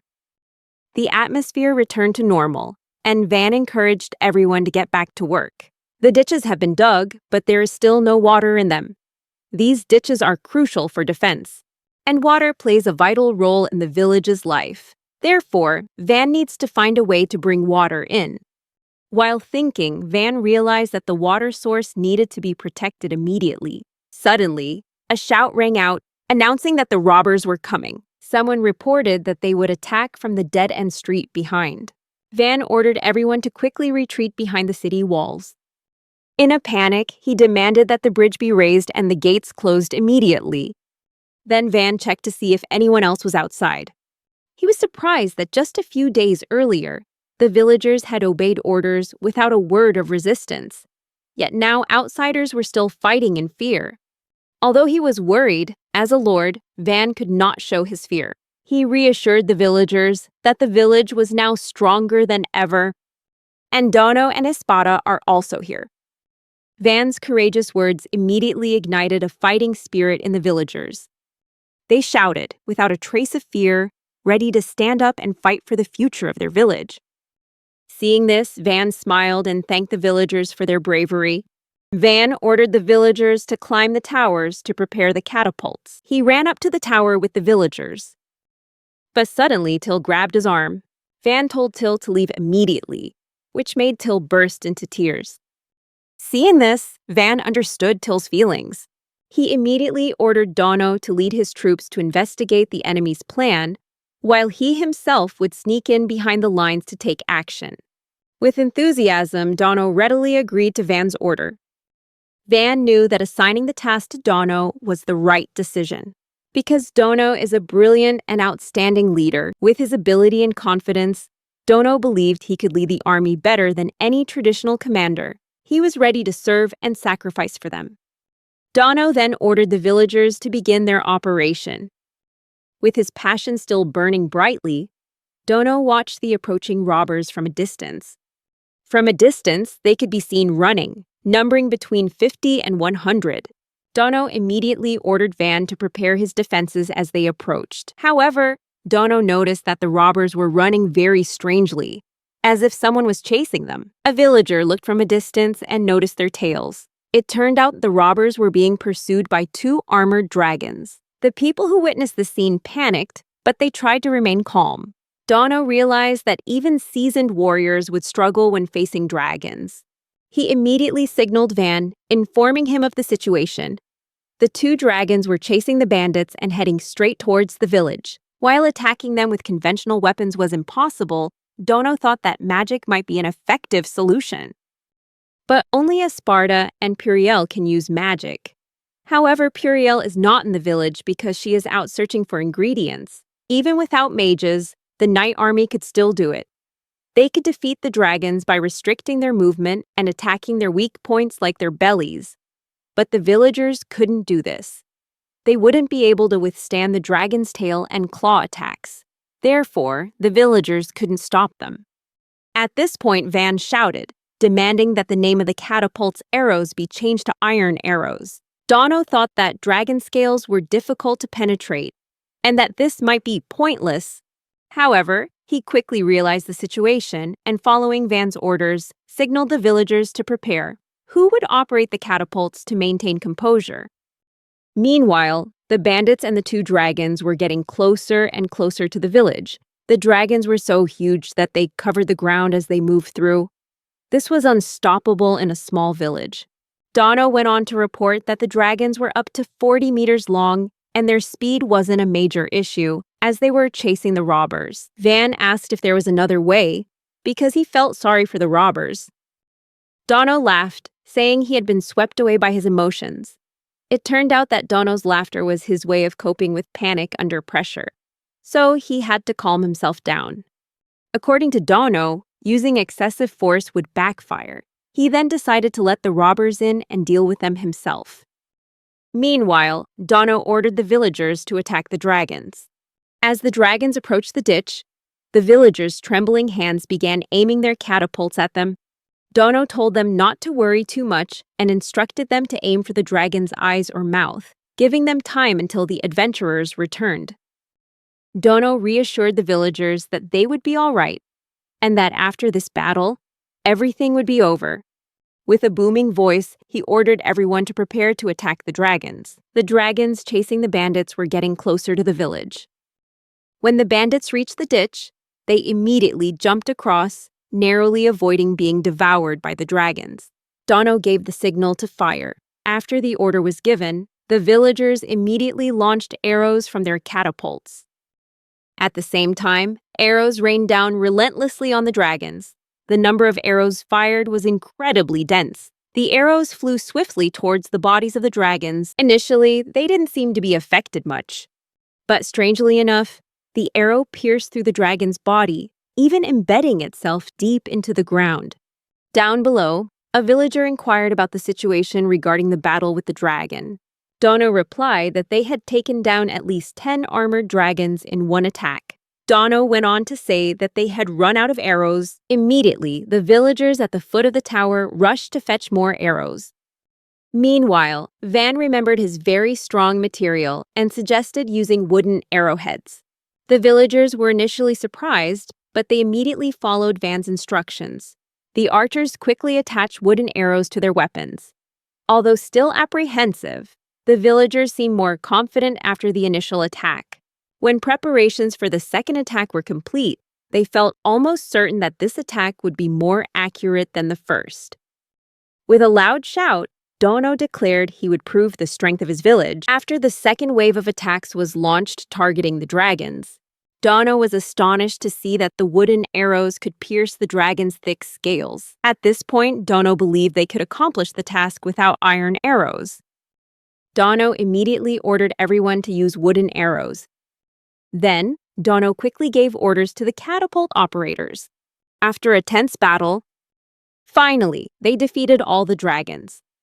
Dino was overjoyed, reporting that they had destroyed all the dragons. The villagers at the foot of the tower also celebrated the victory together. Dino felt incredibly grateful that the enemy had been defeated without anyone being injured or killed. They only needed at least 60 arrows. Muttering to himself, Dino wondered what would happen if he told Commander Stridale about this. He won't believe it. He found it hard to imagine that, thanks to Van's cooperation and leadership, they had succeeded.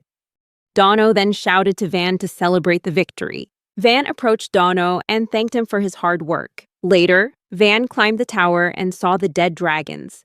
Muttering to himself, he wondered what kind of dinosaurs had attacked their village. There were more than 44 of these creatures. Dino burst out laughing because he had never heard the word dinosaur before. He also thanked Van for all the success, thanks to his homemade weapon. Dino never imagined that simple wooden arrows could pierce the thick scales of a dragon. Patting Van on the back, Dino said that all this success was thanks to Van's homemade weapon. Van then looked into the ditch and saw at least 30 robbers still alive. The robbers were trembling, their faces pale, when Dino threw down the rope and ordered them to tie themselves together. Dino also threatened them, warning them not to cause trouble or face the wrath of the villagers. The robbers, filled with fear, had no choice but to obey in the pit, weeping and begging for forgiveness, promising to mend their ways. They did not want to become slaves or be imprisoned. Instead, the bandits volunteered to work for the villagers to atone for the crimes they had committed. The villagers fell silent, recalling the many times they had been harassed by them. A villager approached, shouting angrily at the robbers because they had killed his parents. In a state of turmoil, the people wanted to immediately attack the robbers. But Van stopped him, saying it wasn't worth getting his hands dirty because of them. Van asserted that the robbers would be punished when the knights of the kingdom came to take him away and let them work for the village until then. Those who were captured were tasked with separating the skin, bones, and flesh from the slain dragon. At the same time, the robbers had to extract the magic core from the monster. Meanwhile, Ordo, having just returned from the forest, was surprised by the changes that had occurred. Van, standing beside him, could only smile. Kamshin then spoke up, saying that facing just one monster was already difficult. Puriel agreed, saying that many swords were still intact and that no magic was needed to defeat the dragon. Although 30 men wielded swords perfectly crafted by Van, Puriel estimated they could only kill a maximum of 4 or 5 dragons. The following morning, Ordo joined in skinning the dragon while it was still fresh. The following day, people began processing the dragon's carcass to make use of every part. Meanwhile, Van changed the material of his knife to make it sharper. Finally, after 3 days, the work was completed. That night, the villagers, along with the guards, Ordo and his family, celebrated the victory. While enjoying the meat of the dragon they had just defeated, Van stood up to give a speech, expressing his gratitude. Thanks to everyone's efforts, the village had now become strong and prosperous. People no longer have to worry about money and can use spices as they wish. Van then encouraged everyone to eat and drink freely, even allowing each person to have 2 cups of sake. The whole village raised their glasses to celebrate the victory. Applause and cheers echoed everywhere as they drank and ate to their heart's content. In the heart of the village, the atmosphere was joyful, filled with laughter. Van tasted the dragon meat and found it delicious, tender, and juicy. Ordo explained that dragon meat is rich and flavorful because it's protected by a hard shell. Puriel also mentioned that if sold, dragon meat would fetch a very high price, and there's still plenty of surplus that could be sold. Ordo later stated that the crossbow Van had built was just as powerful as the weapons they possessed. Dino and the guards approached Van to buy swords he had crafted. Dino wanted to buy a large sword and asked Van to make it for free because he was Van's loyal servant. Dino also wanted complete uniforms for the 3 of them. Hearing this, Ordo also wanted a suit of armor made by Van for himself. Meanwhile, the villagers also approached Van to express their gratitude. Everyone looked very happy. Meanwhile, around the campfire, the village chief and his son sat drinking sake. They felt incredibly grateful that finally, the day had arrived when they could gather, laugh, and enjoy delicious food, even for Van, a member of the nobility. The Espada then approached and said that it would be a problem if they considered themselves nobles. But that was also part of Van's greatness. Till remarked that it seemed Van would achieve even more extraordinary things in the future. While everyone was enjoying the ceremony and savoring the dragon meat skewers, Ordo mentioned that a complete dragon, including its shell, could sell for 30 gold coins. Van was surprised that the price could be so high. Ordo explained that because dragon meat spoils quickly, they couldn't sell it, and the shipping costs could amount to 8 gold coins for the rest of the dragon carcass. Van said that even so, they would still get at least 300 gold coins from the sale. Van paused, suddenly realizing that if this gold were converted into yen, it would be equivalent to 300 million yen. Espada then approached Van, who was lost in thought about the enormous sum of money. Espada said there was a rule that if a village or town received more than 100 gold coins, they had to pay a tax of about 50% to the nobility. Van was surprised to learn that they still had to pay taxes. He confirmed that they couldn't hide the money. Espada explained that it was impossible to conceal all of it, and it could easily be discovered. Van then became very gloomy upon learning that they only had 150 million left, and that the nobles would soon find out about the village's situation. Espada told Van there was no need to worry because he had a plan. Van realized that the Espada's loyalty to the nobility was unparalleled. And this time, it was a completely different matter from the labyrinth problem. This time, they had to conceal the truth. Therefore, they had to act discreetly, which would certainly be a betrayal of Van's father. Meanwhile, Van chose a peaceful path. He tried to calm down and asked Espada what plan he would use. Espada suggested informing her sister Mercia about the current situation in the village, so that she would become famous for defeating the dragon. Espada explained that this plan was a smart move because everyone would benefit. This relates to his family situation, where all the brothers are vying for the position of head of the family. Van personally wanted Mercia to be the head of the family because she had helped Van so much. Van subsequently agreed to Espada's proposal. The next morning, Van and his servants, Till and Kamshin, went through the market, and there, Van was warmly welcomed by the villagers. Everyone in the village was delighted by Van's arrival. The scene of the villagers' enthusiastic welcome was lively, until one of them loudly asked permission to marry Till. Till felt very embarrassed when she heard that. She hadn't expected to be so famous in the village.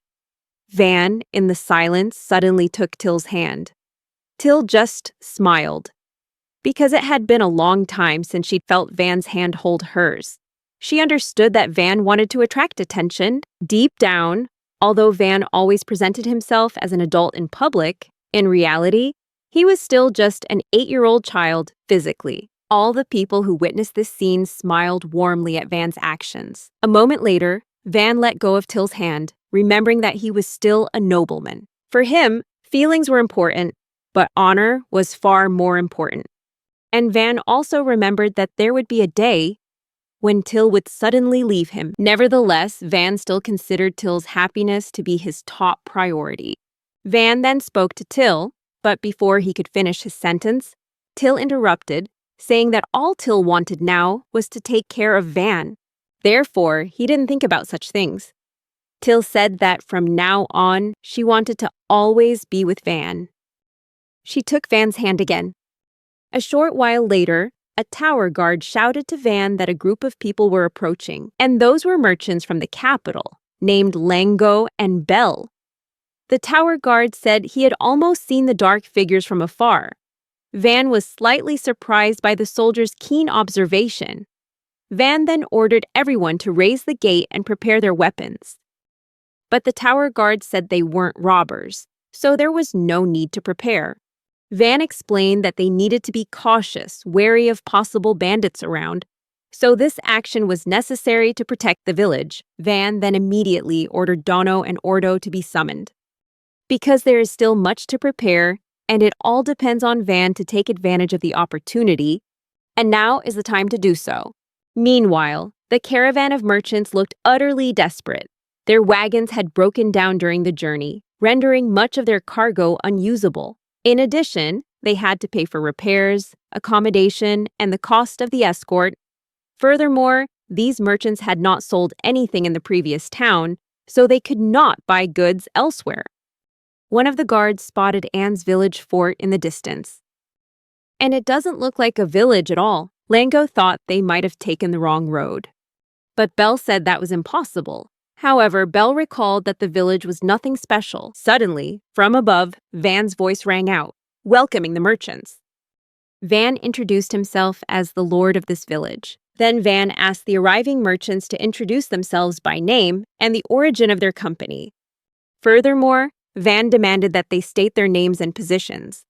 Lango and Bell immediately recognized Van as they were businessmen based in the capital, and Van was the child prodigy of the aristocratic Marquis Ferto family, the one everyone was talking about. Lango was astonished to learn that Van, not yet 10 years old, had become the lord of a remote village and instantly transformed it. Lango introduced himself as Mercia Lango's younger brother, along with a mercenary named Air, who is currently working as a bodyguard. Van then asked Orto if he knew these merchants. Orto replied that he was quite familiar with them. They had even drunk together before. Van then allowed Lango and Bell, along with their entourage, into their village.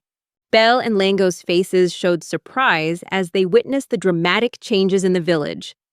Here, they were greeted by the village chief, whom Lango and Bell had known before. Shortly afterward, Van approached the group of merchants and introduced himself again. Lango and Bell bowed as a sign of respect for the nobleman. Van wasted no time, immediately asking if they could sell dragon shell parts. Bell became excited upon hearing this, as dragon skins are very rare items. Bell asked if they had ever defeated a dragon before. Lango and Bell were both excited, as they would soon make a lot of profit from it. Van then led the merchants to the warehouse. Bell and Lango were quite surprised to see such a large warehouse of dragon shells. Van explained that they had defeated at least 40 dragons and 30 bandits. Therefore, Van is now considering having someone move the goods. Van also said that their vehicle has been repaired. Bell was a little surprised. He thought they should call someone immediately to start trading as soon as possible. So Bell promised Van he would move the goods within a month. Van understood and said they didn't need to do it immediately. The merchants could relax a bit in the village and enjoy some delicious dragon meat. Bell remembered that Van's dragon meat would spoil quickly if left for too long. Bell then suggested that Van sell it in a nearby village so that the dragon meat wouldn't spoil too quickly. Van asked about the nearby village, whether they could buy food there. Bell explained that the village used to be quite poor, so after paying taxes, they probably didn't have any money left to buy anything extra. Van said they would give away the meat for free. Bell was quite surprised by Van's offer. Van sensed that Bell's main purpose wasn't profit. Bell anxiously said that Van would save them. And now he was certain the rumors about Van being a child prodigy were true. Bell also said he would pay Van for the robbers. Van thanked Bell for the offer. Then Van made an offer that Bell couldn't refuse: high-quality body armor. Bell remained silent when he heard that. Bell wondered if there were any blacksmiths in the village. Hearing this, Van just smiled, and a little while later, Van showed Bell the high-quality armor he had promised. Bell became very excited the first time he saw it. Bell immediately recognized that the weapon Van was showing him was of extremely high quality. When Lango and Bell tested the durability of the swords and weapons by cutting into the dragon's shell, the shell was instantly torn apart like paper. Air, who also tried it, was very impressed with the quality of the weapons. Bell witnessed all of this and was very interested, deciding to buy the weapons Van offered at the agreed price. However, Bell couldn't take all the available swords. This wasn't a problem for Van, as Bell and the merchants could come back later. Afterward, they explored various places and areas within the village with Van's guidance. Bell, Lango, and Air seemed to thoroughly enjoy the tour. That evening, they enjoyed dishes made from dragon meat, and Bell was very impressed with the village. He then asked if they could come once a month. Bell could also negotiate with other trading groups to come twice a month. Van agreed to this proposal. Van also immediately increased the stockpile of food and sake. According to Van, just having food was enough to make the villagers happy. Van also wanted Bell to help promote the weapons. According to Van, if the two of them consistently engaged in the business of selling weapons, people would soon learn about their village. Therefore, if Bell could advertise, more weapons would be sold and profits would increase. However, Bell and Lango felt they didn't know how. Van then suggested opening a shop in the village. If they could negotiate with the big shop owners, merchants, or anyone else, it would certainly be much better. Bell and Lango were delighted to hear Van's proposal. Van had already prepared a house for Bell and Lango in the village to ensure a stable income. If they agree, this would save Van a lot of time, as he wouldn't have to negotiate with multiple merchants. In addition, the shop will be the first in the village, so this proposal will benefit both parties. Bell then said that he would be working at the village shop. Everything has been resolved satisfactorily and a good business deal has been struck. After the discussions and negotiations concluded, Lango and his mercenary companion left the village and immediately set off for the city to persuade the trade association to provide the village with workers and materials. They will bring the swords Van crafted, along with their dragon shells and magical cores, to convince the association. Van also sends a letter to his sister Marcia to inform her of their achievement. Meanwhile, near the village entrance, a shop for Bell had been set up. Belle was surprised because they had only discussed the store design, but in just a few seconds, the store was already there. Van explained that the first floor was the shop, the second floor was the living area, and the warehouse was located underground. Van designed Belle's store almost exactly to her specifications, so that if any problems arose, Belle could report them immediately. With a slight tremor, Belle stepped into her new store, feeling quite pleased. The production of goods for Belle's store and the merchants would be completed within 2 weeks, so Belle's business was stable until then. After settling matters with the merchants, Van, along with Kamshin, Till, and the other bodyguards, set off for the river. Throughout the journey, Van was constantly asked if he was too tired to continue, but of course, Van persevered and kept going. Meanwhile, Kamshin was tasked with clearing the road. With his sharp sword, Kamshin easily cut through any obstacle. Van was surprised by how easily Kamshin accomplished this. In reality, Van only wanted to show concern and kindness to people, but he couldn't maintain his strength. The journey from the village took an hour, and right in front of them was a beautiful river. Upon reaching the river area, they needed to fetch water, and when they arrived, Espatada used his magical powers to dig a ditch, easily bringing water into the village. Espatada can dig dozens of meters in a short amount of time. Meanwhile, Dino, Kamshin, and the others had to dig by hand. Van stood behind them to reinforce the foundations of the walls. Van felt that their strength was truly astonishing. On the other hand, Dino was very happy, laughing loudly as he dug the ditch, and his enthusiasm inspired the villagers, making them feel energetic as well.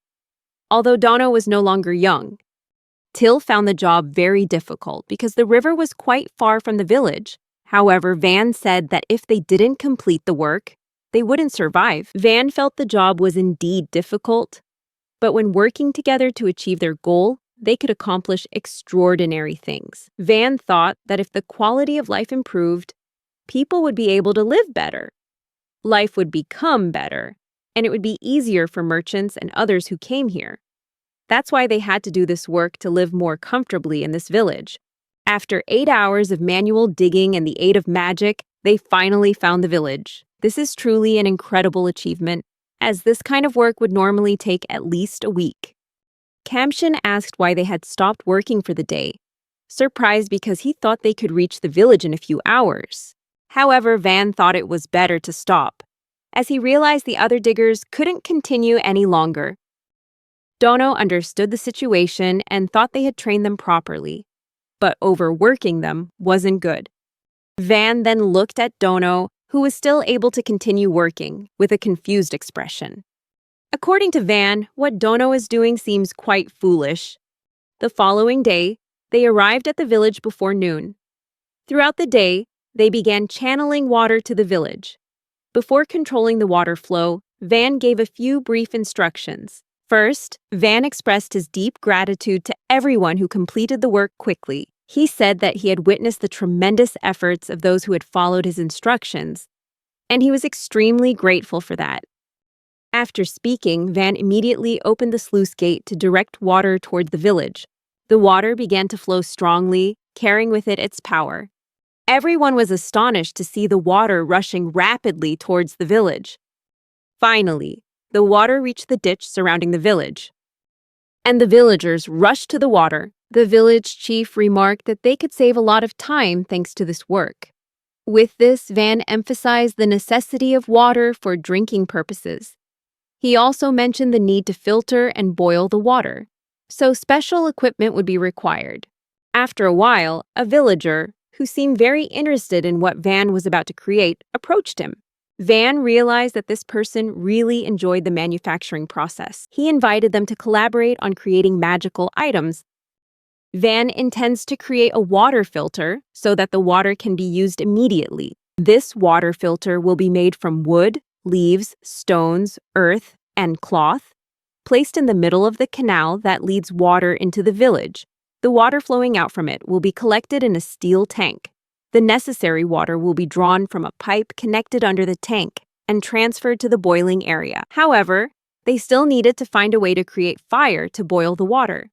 Till then suggested it would be easier if they had fire magic. Van understood and realized he needed to see Bell to ask if he had any in his shop. A little while later, Kamshin shouted that the water had filled up. It was clear that the ditch had been filled with water. Van asked Espatada if the ditch would flood if it rained. Espada thought for a moment. In his opinion, it would all depend on the amount of water and wide ditches were created in certain places. However, all of this required the added ingenuity of the Espada.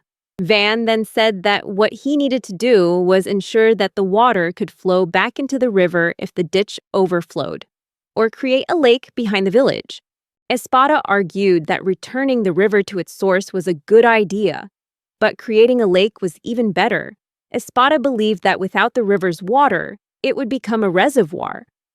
Therefore, they have to plan carefully to ensure everything goes smoothly. After discussions with Espada, they finally created a 200-meter wide lake right behind the village.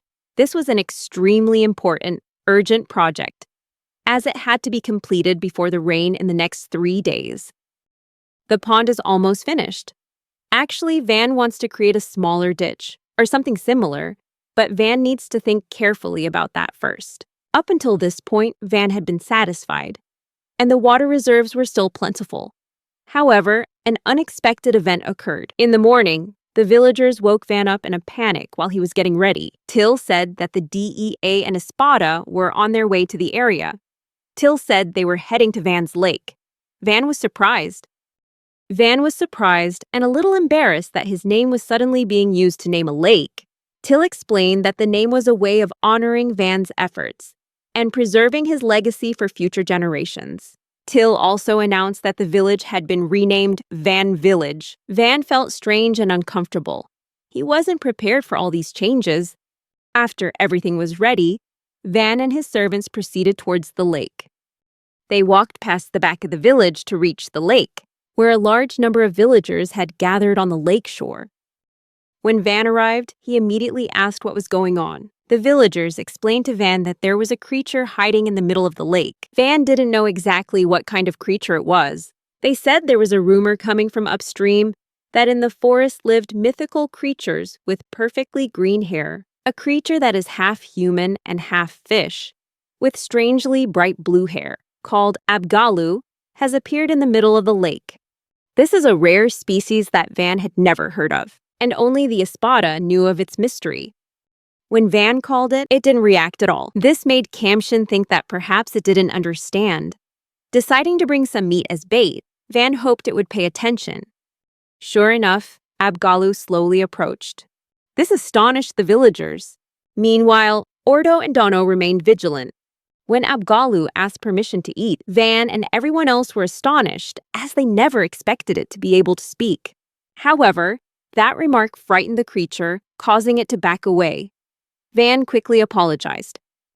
And then Abgalu continued to approach, appearing as a mysterious yet captivating girl. With ears resembling fish fins, the creature appeared wary but still ate the meat and fruit that Van offered.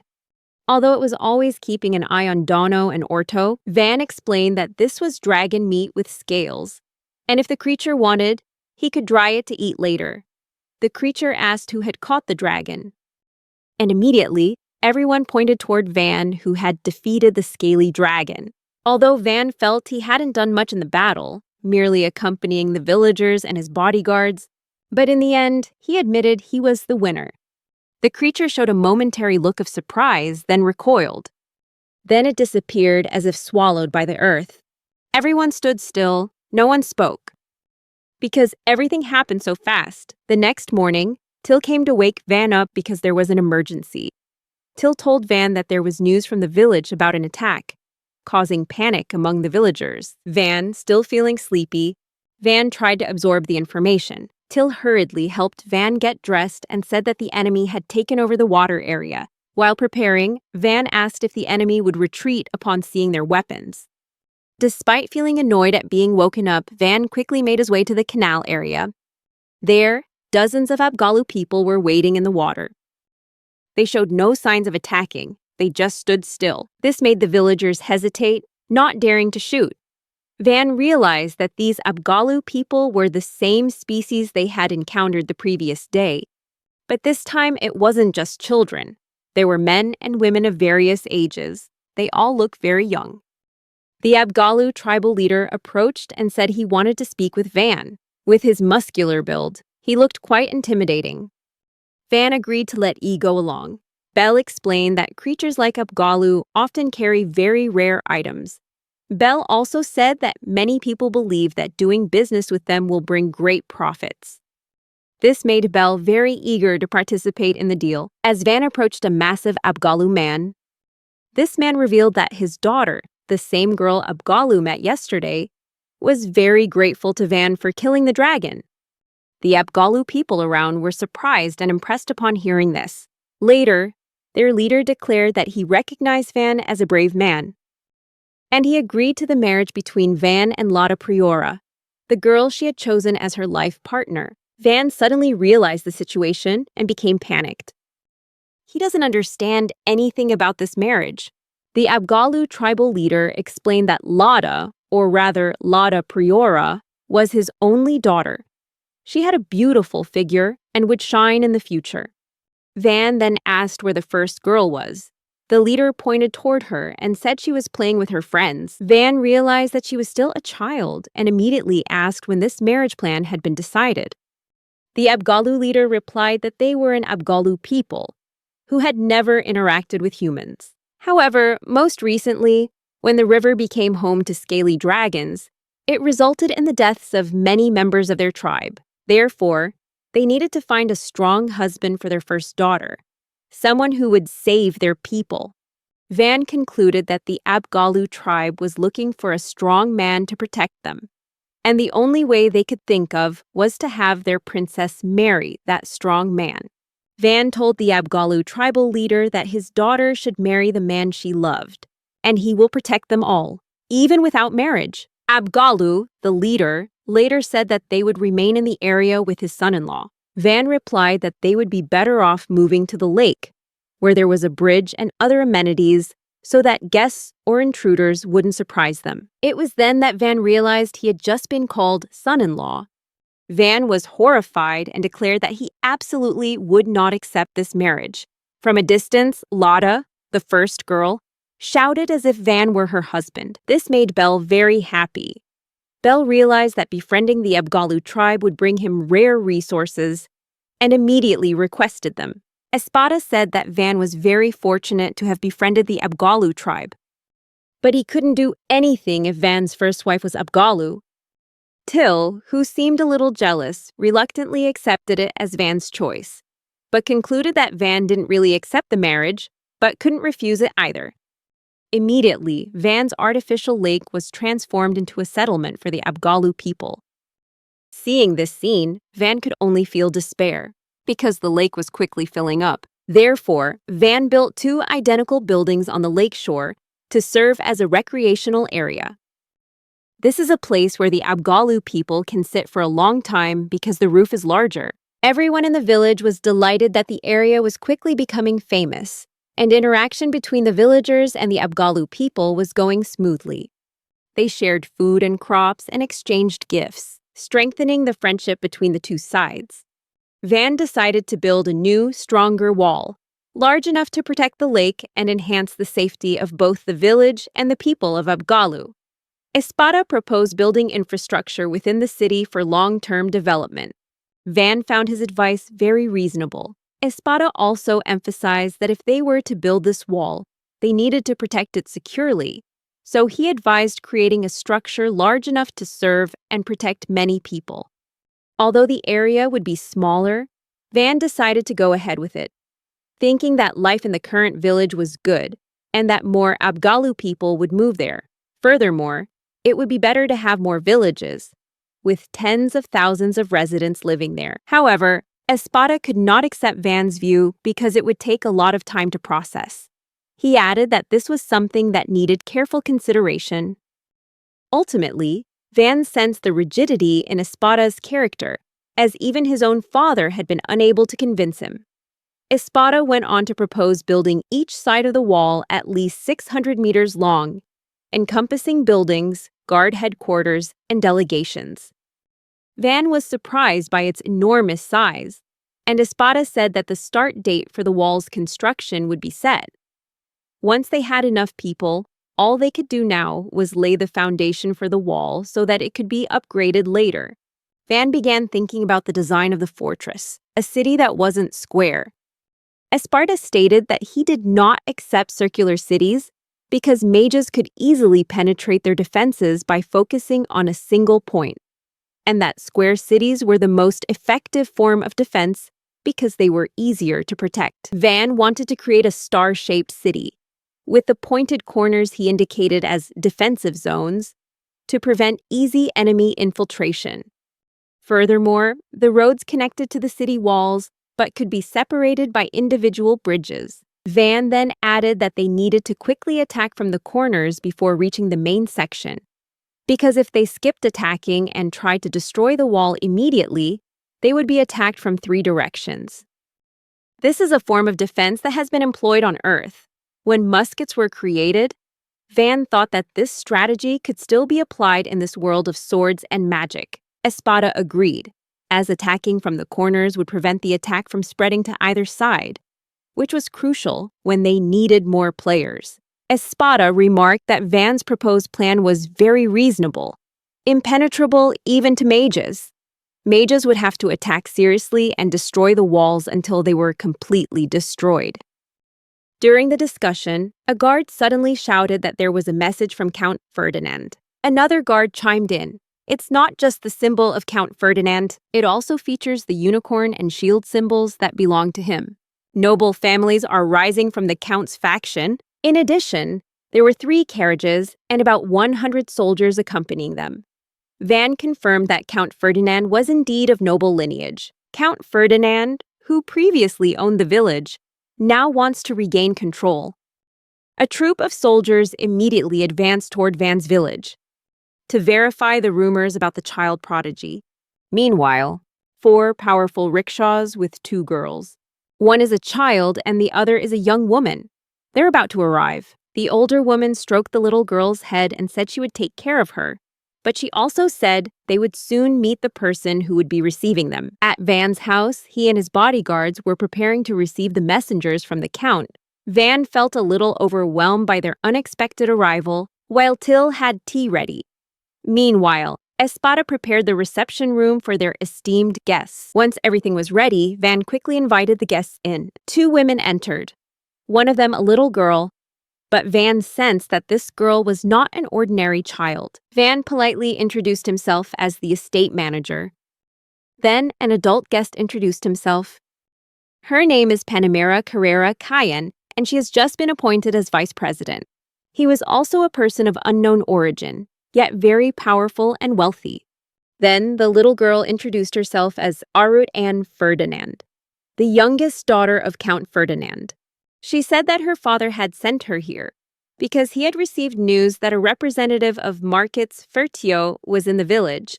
Van noticed they had sent their youngest daughter and that Panamera was probably her guardian. Van also noticed Panamera's inquisitive gaze. This seemed very strange, but Van quickly diffused the atmosphere and politely invited the guest to sit down. He realized that Panamera was no ordinary person.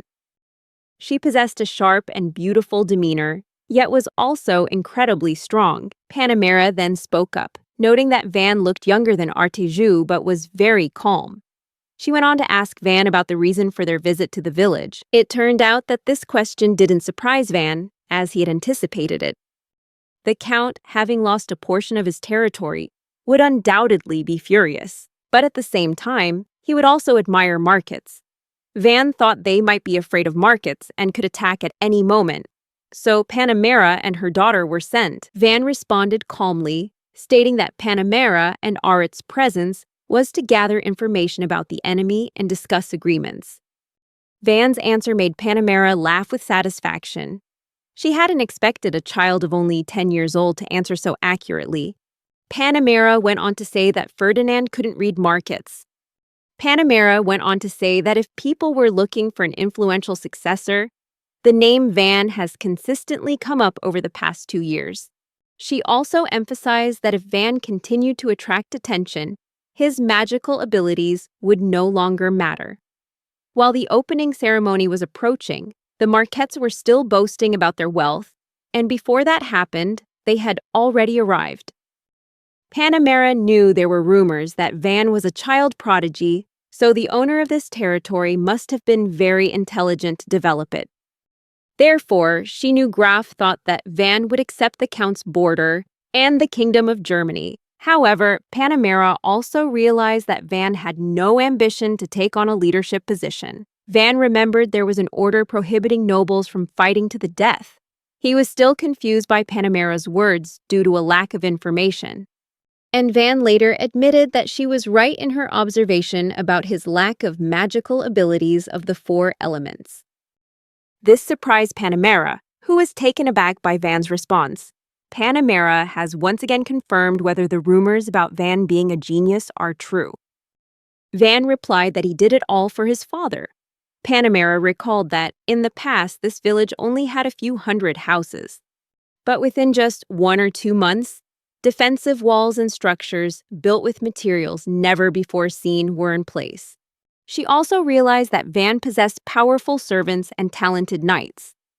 Currently, Van has 5,000 employees. Van was surprised to hear that. Panamera went on to say that technology enabling stealth military movement is a major threat to them. But Van went ahead with it, even though he knew he would be caught. Panamera suspected Van had turned the border village into a military base, but Van immediately had to suppress a laugh. Seeing Van's attitude, Panamera became serious, as she didn't find it amusing. Dean Kamshin immediately stood guard, and the atmosphere became tense. But Van continued to laugh. Van asked Panamera to stop her delirious ramblings. He explained that he had only brought Kamshin and a few belongings to the village. Van added that even his family had never visited and had told him to quietly leave the city. Panamera and Arit were both surprised. She then asked Van where he got his friends and servants from. Dino replied that he followed Van because he was impressed by his policies and talent.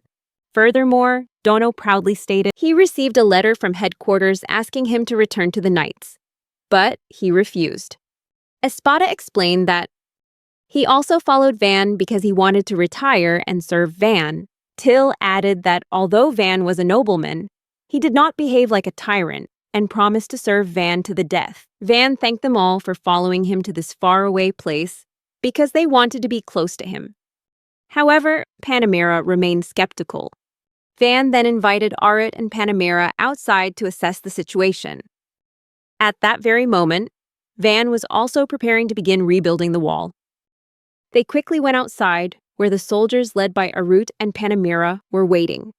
This sight surprised Van somewhat. Panamera immediately ordered his soldiers to line up, 5 meters apart. The villagers looked on in confusion, but Van remained indifferent to Panamera's defensive preparations. Then Van instructed the villagers to make blocks of wood, and they began moving toward the construction of the new wall. Panamera was somewhat annoyed and asked Van about their purpose.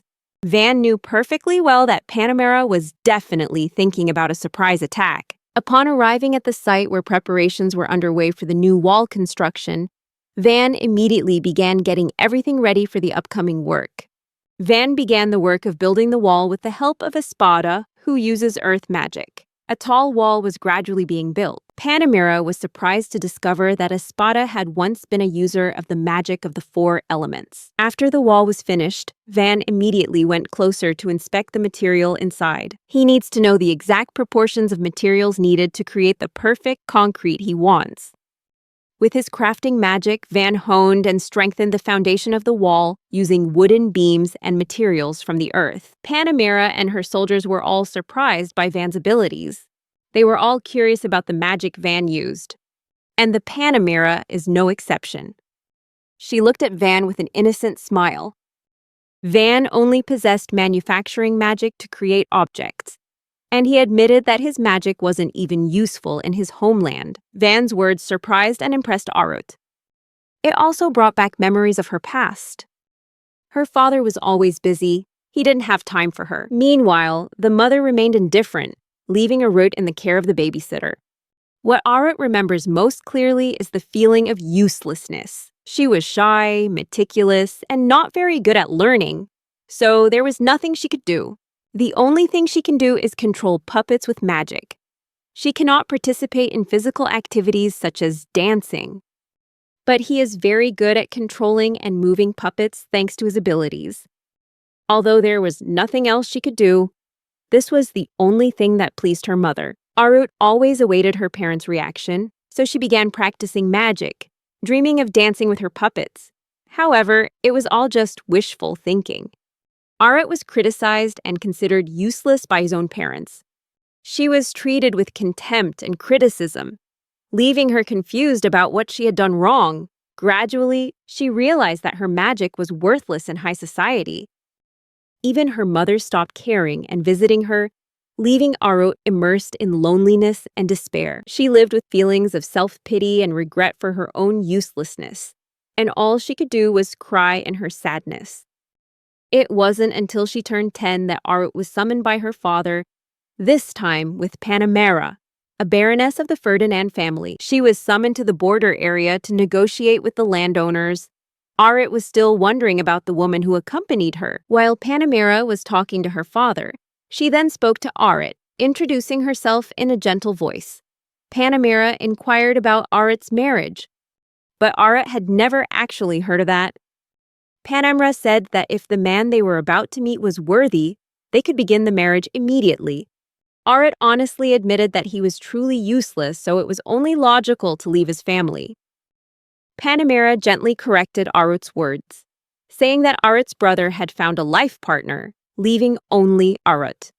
Meanwhile, Panamera affectionately stroked Arit's head and smiled gently, hoping Arit would find a good husband. Panamera's touch was both soft and firm, making Arit feel genuine care. Finally, she found someone who truly cared about her. The journey to the border village lasted 3 weeks, and for the first time in my life, Arit felt happy that Panamera was always kind to her, even though she sometimes annoyed her. Panamera was very determined and often got angry, but whenever Arit felt useless, her grandmother would come to comfort and hug her. Panamera would often pat Arit on the head when starting a conversation, and whenever Arit suddenly burst into tears, her grandmother would gently pat and comfort her. For the first time in his life, Arit felt true love. Although Panamera was always cheerful and playful, but before arriving at the village, Arit had decided she didn't want to get married. She just wanted to stay with Panamera forever. Therefore, she didn't want to get close to Van, only looking at him with a cold gaze. Although she knew he was special, he was completely different from what she had imagined. Van made a strong impression on Panamera, even though they had only just met. Van also has friends who respect him, even though Van is younger than Arit. But he has accomplished so much that he has earned everyone's respect. Arit realized that Van was a talented child. She felt very envious of Van, wondering why he was so lucky. However, Arit gradually realized that Van shared a similar fate to his own. Finally, Arit listened to Van's story and witnessed the miracles he performed with his magic. Even though it had previously been considered useless, Arit's negative prejudices and jealousy gradually turned into curiosity. She thought she could do it too, and wanted to try, even if only a little. Returning to where Van was building the wall, Panamera remarked that Van had chosen a strategic location for his base, and she thought this was Marcos's territory. Van said his father didn't know about his strength. Panamera shook her head, saying that Van's father's actions were truly foolish. If they could harness Van's power, the territory would expand rapidly. Panamera never imagined that manufacturing magic could possess such power. Then, with a smile, Van said that he would continue building the wall tomorrow, and invited Panamera and Arit to stay to see the finished product. Afterward, they toured the village. Van said he had personally made all the interior furnishings in the village and the buildings. At this point, Panamera understood the misunderstanding between them. Panamera then explained their original purpose for visiting the village. The real purpose of the delegation from Count Fernand was for Van to marry Arit. Van was somewhat surprised to hear this, but Van immediately regained his composure. He explained that the occurrence of magical creatures was very high in this area. Therefore, he would continue building walls and developing defenses for the village. Van asserted that he did not need to marry for the sake of peace. Panamera doubted Van's words about the village continuing to grow, and her curiosity only grew. Panamera then explained that Arit was the girl she had taken care of since she was a child. From the very beginning, upon hearing Count Ferdinand's proposal for Arit's marriage, Panamera strongly opposed it.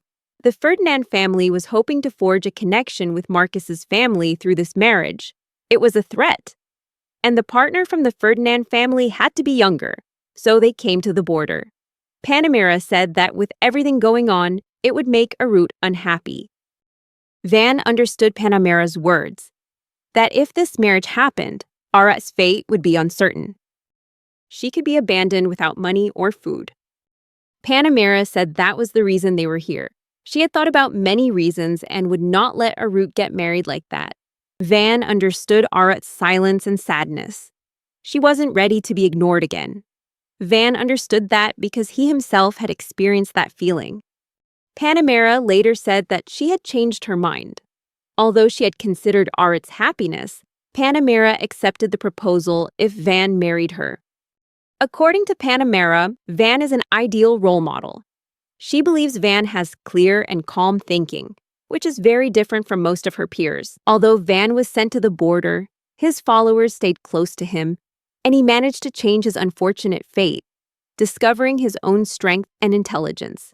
Furthermore, according to Panamera, Van possesses magical abilities beyond anyone's imagination.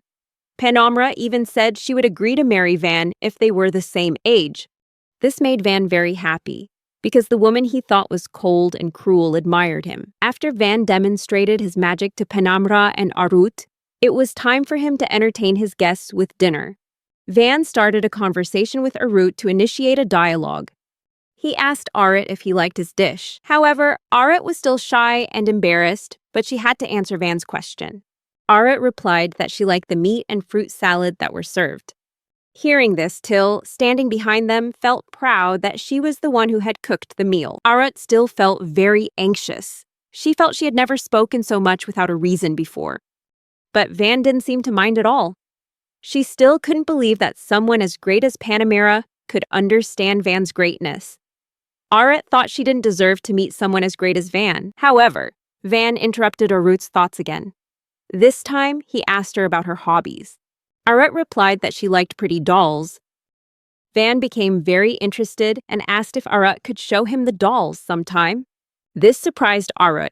She realized that Van had a different, mature demeanor, even though he was younger than her. With a touch of embarrassment, Arit said she would show Van her favorite doll tomorrow. Van smiled and thanked Arit, which delighted her immensely. At that moment, Arit felt a strange sensation in his heart. It's a mix of happiness and sadness. Panamera glanced at Arit, making her feel extremely embarrassed, and her face turned red. Then Panamera talked to Arit for a while. However, Arit really wanted to talk to Van. Arit really wanted to start a conversation. But in the end, she couldn't get any information from him by the end of dinner. Afterward, everyone hurried back to their rooms. Panamera remained impressed by the peace and safety of the village, and she also thoroughly enjoyed the dinner party. Panamera was pleased to see that the villagers held Van in such high regard.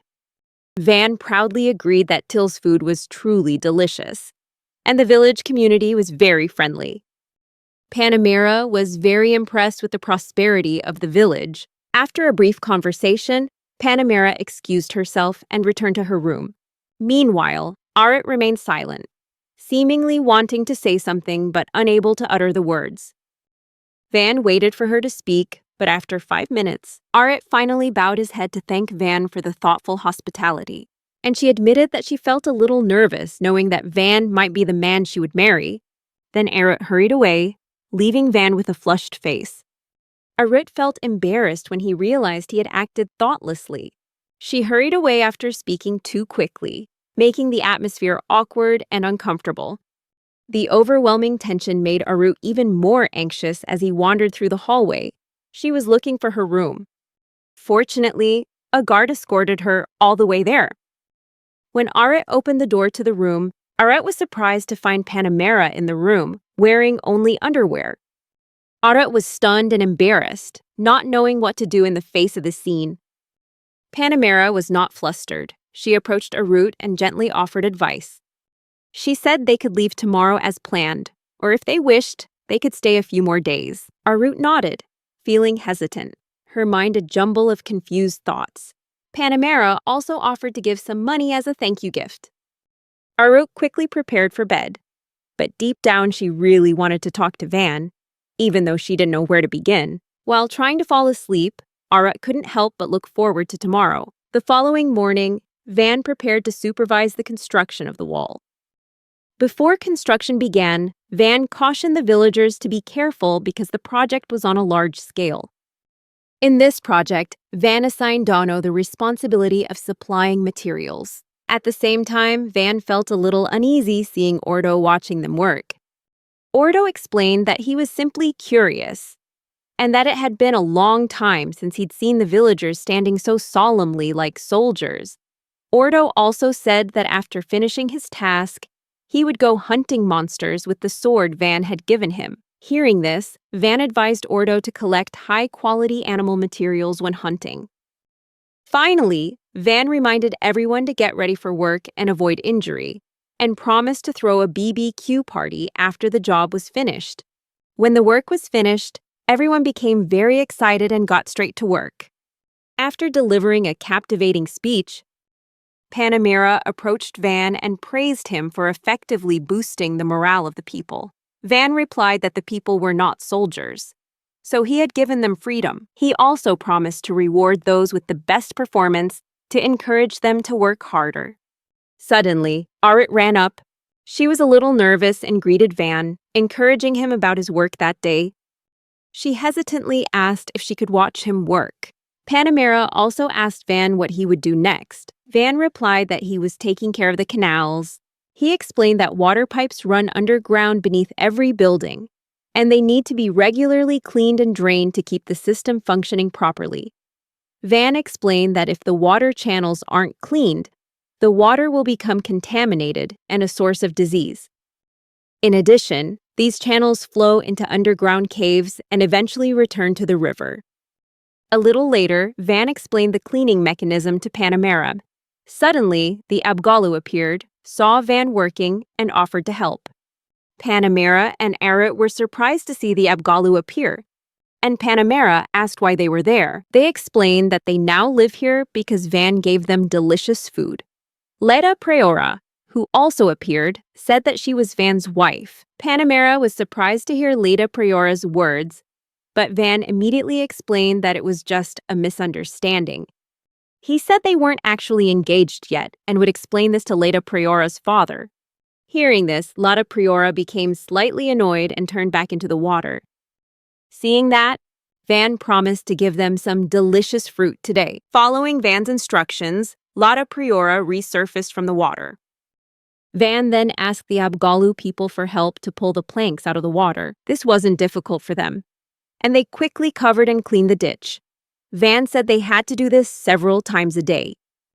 The Abgalu people said they could take care of the job, and Van thanked them profusely.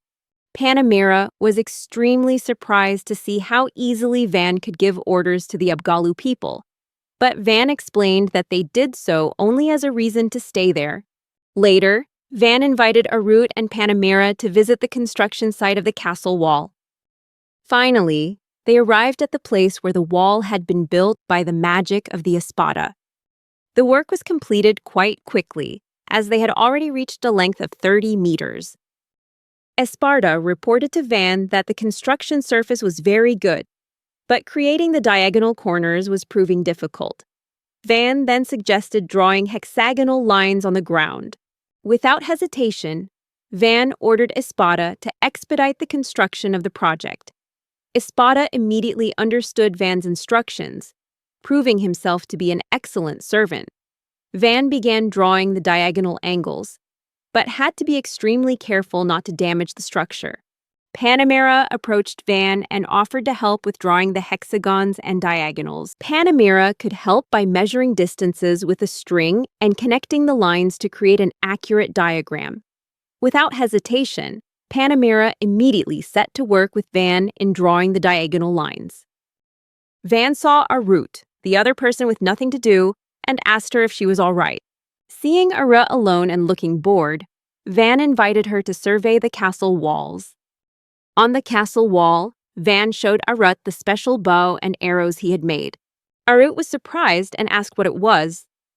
Van explained that it was a giant bow and arrow used to defend the city walls, and he wanted to demonstrate the capabilities of the catapult. Van didn't want to embarrass himself in front of a girl, so he didn't show too much confidence.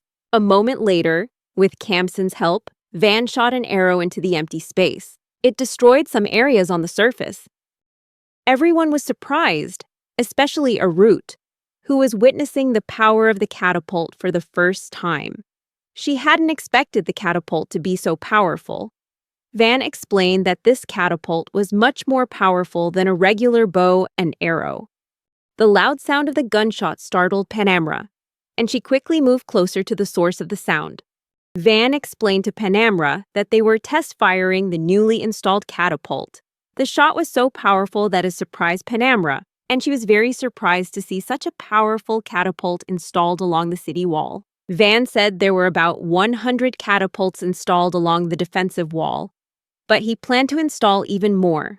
Panamera was shocked to hear Van's words and immediately started asking all sorts of questions, as she felt it seemed impossible. Van remained silent and offered a faint smile, knowing full well she was being interrogated. He then explained that it was a military secret. Panamera still couldn't understand because the technology was so powerful. Without hesitation, Panamera asked for more details about the catapult, even offering to buy it at any price.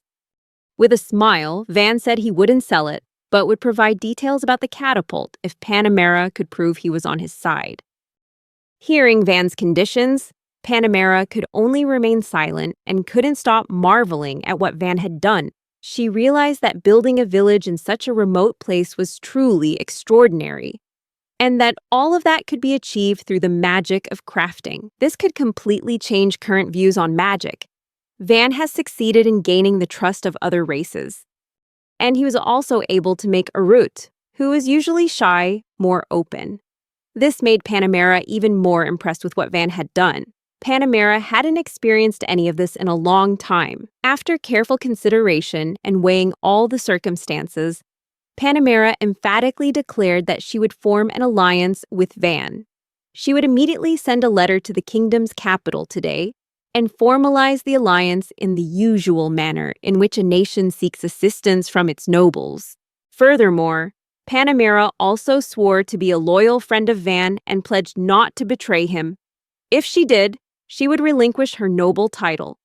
Everyone was surprised, especially Van, because Panamera, who had just become a noblewoman and the lady of the land, had pledged to help Van. Van realized this would displease many nobles, but he also understood that it was a good start to connecting with them. With a bow of respect and full reverence, Van felt the power of this promise. Van accepted Panamera's offer. Panamera smiled, followed by her soldiers, who also bowed in greeting. After Van confirmed that he agreed to the offer, Panamera reiterated that this collaboration is very important. Panamera also promised to lend 100 of her soldiers for 2 weeks if Van provided a catapult. However, Panamera also warned that she would not forgive Van if he caused any harm. Van smiled and agreed, as he noticed that the Panamera soldiers were very well trained. Van felt that the Panamera soldiers could perform tasks that ordinary people could not. Panamera then inquired about the method of transport and the arrows for the catapults, as she thought the catapults were quite heavy. Panamera wanted to arrange for delivery. She also felt she could make the arrows herself. Kamshin then glanced at Till, and it seemed they were exchanging something with their eyes. Kamshin approached Panamera and offered to take at least 2 arrows made by Van, then showed her a sword that Van had recently given him. When Panamera first saw this sword, she was immediately intrigued. Kamshin explained that the sword had a powerful cutting force, but Panamera considered it unsuitable for fighting enemies wearing armor and shields. Kamshin then inquired about Panamera's sword, and she drew her own, a sword that has proven its durability in fierce battles. Panamera challenges Kamshin, saying that if her sword were to be cut in half, it would be a miracle. Kamshin immediately brandished his sword, and although Panamera felt nothing, she was surprised to find that her sword had been cut in half. The Panamera soldiers were surprised, and she realized that the metal in Kamshin's sword was indeed very special. The sword's material was truly remarkable, Van explained, adding that while it was made of iron, the manufacturing process was entirely different. Van went on to say that the crossbow's arrows were also made of the same material, and that they could even cut through 2 or 3 armored dragons. Everyone was stunned and frightened by what Van said. After a deep sigh, Panamera decided to buy Van's arrows. She felt very happy and grateful. Meanwhile, Arit was sitting and waiting when he was approached by a group of villagers who were celebrating and drinking, rejoicing that Arit would soon become Van's partner. Arit, who wasn't good at communicating, felt extremely panicked. Fortunately, Van arrived just in time to save her from that situation. He warned the group of villagers that if they continued to bother Arit, they would no longer be allowed to drink alcohol. Arit was a little scared, so she hurried closer to Van. Van immediately invited Arit to sit at the dining table. While eating, Van explained that the surveying and construction of the city wall were going well, and that the wall would be completed within a month. Arit then asked about the city wall along the main road, whether it was finished yet. Van explained that he would build all the walls. He said that not all the walls were built in the usual order and time frame. They said that building the kingdom's capital took 3 years, and subsequent projects also lasted several years. Normally, even with a large number of people, this work would still be very time-consuming. The main tasks were usually performed by prisoners of war, and Huda and most of the 4-element mages were sent to the battlefield. No one could use 4-element magic like Espatada, who could work on walls every day. Therefore, even though it is possible to build walls from the ground, giant stones could still appear. Van explained that, for the time being, he wanted to build the walls to a certain extent before the Lango merchants returned to the village. Arit then inquired about the merchants, asking if they posed any danger. Van smiled and replied that he just wanted to create the biggest surprise possible when they arrived. Meanwhile, a group of soldiers are running away. It seems they are being pursued by something. Back in the village, the collaboration between Panamera and Van is going smoothly. Panamera's followers were all highly capable and hardworking. Those who followed Panamera were involved in a variety of tasks, such as checking for errors after surveys, assisting villagers, and transporting materials. However, the construction of the city walls could not continue solely through the magic of the Espada after the materials were delivered. And Espada's work was complete. Van continued the work of building cannons on the city walls, and this process happens every day. After 2 weeks, the 2 city walls, forming a triangle near the railway, were completed. With the installation of cannons, including both conventional and twin-barreled types, the workload doubled compared to before, but the villagers' morale remained high. Panamera also supervised the construction, and she was very impressed with the rapid pace of development that Van had brought about. Van thanked Panamera for its crucial assistance in completing the main sections of the wall. With the arrival of many residents, merchants, and adventurers, they were able to begin the work of building houses. Panamera smiled and said that she still felt envious of Van, as her dream was to have her own territory. However, that dream was not yet a reality, as it required a great deal of money and time. And for a countess whose territory had just been conquered, it was almost impossible. After hearing Van's account of the possibility of borrowing territory, Panamera added that in the next battle, she would seize another territory so she could continue to support Van. Suddenly, a very loud sound echoed from afar, accompanied by someone shouting orders for everyone to take cover. It turned out that the sound was coming from Orto and the other adventurers. The people are being chased by a giant dragon. This dragon is incredibly huge and terrifying, destroying everything in its path. Van and the villagers who witnessed this scene were all stunned and panicked. Orto explained that he had previously managed to temporarily paralyze the dragon and escape, but now all they could do was run back to the village. In the midst of the panic, Van quickly realized the situation was extremely dangerous. He was still unsure if he could counterattack and fight such a powerful enemy. This time, Van didn't want to gamble the lives of the villagers in this battle. The guards quickly reported the situation and awaited orders to attack the dragon. They also rushed inside to protect themselves, while simultaneously preparing defensive tools such as crossbows. Van immediately ordered everyone to seek shelter inside the fortress. Van instructed the guards to close the gates immediately once everyone had entered. In a moment of utter panic, Panamera informed her troops that the enemy was a mid-level forest dragon, incapable of breathing fire.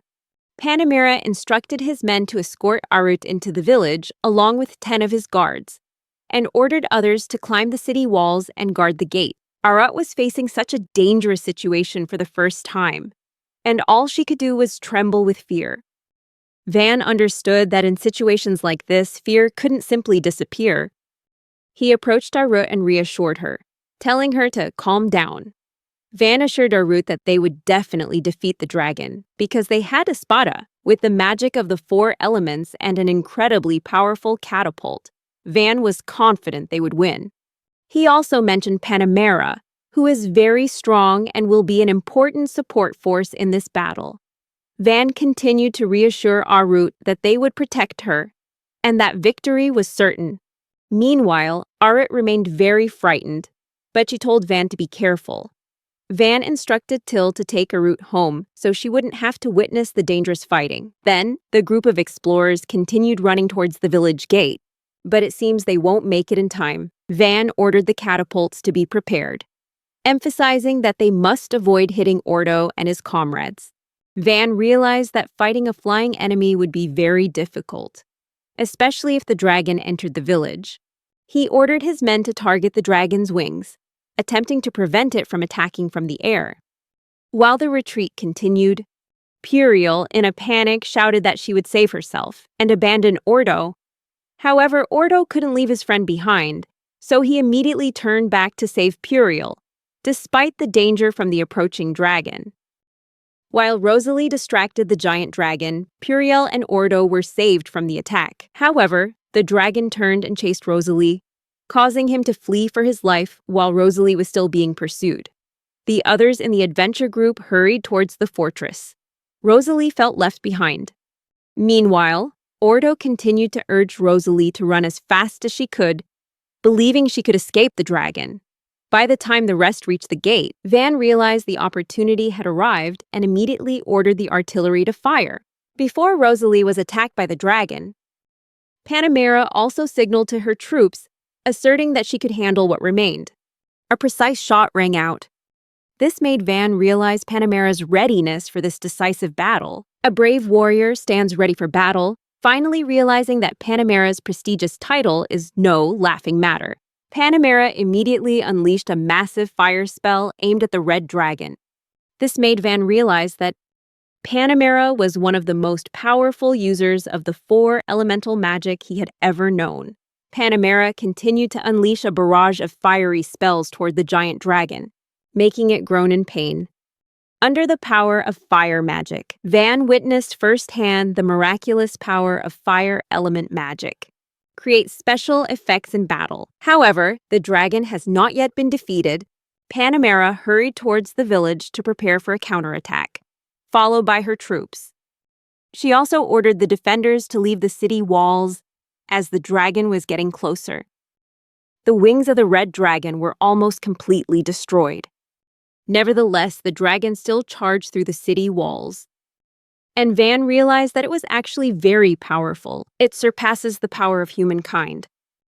Dino saw the dragon was already on the city wall and hesitated, wondering whether he should buy time for everyone to escape. Van yelled at Dino that the dragon was no match for humans.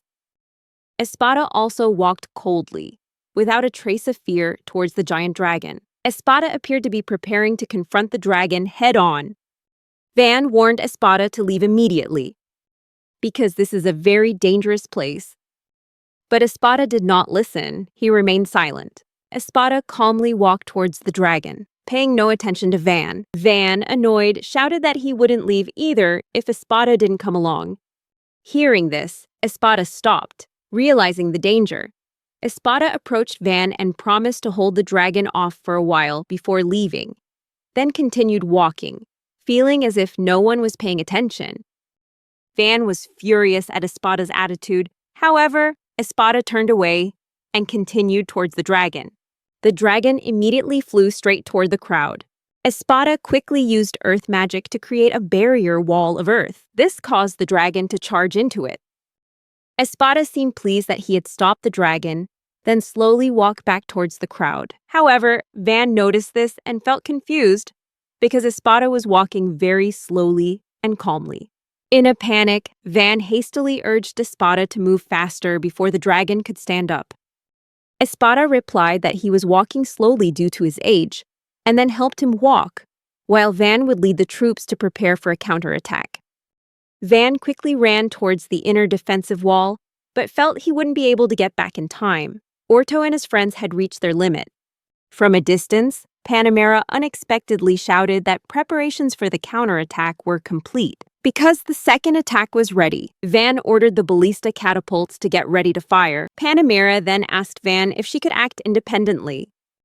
Van realized that Panamera was asking for direct instructions from him. Immediately, Van ordered Panamera to hold the dragon back.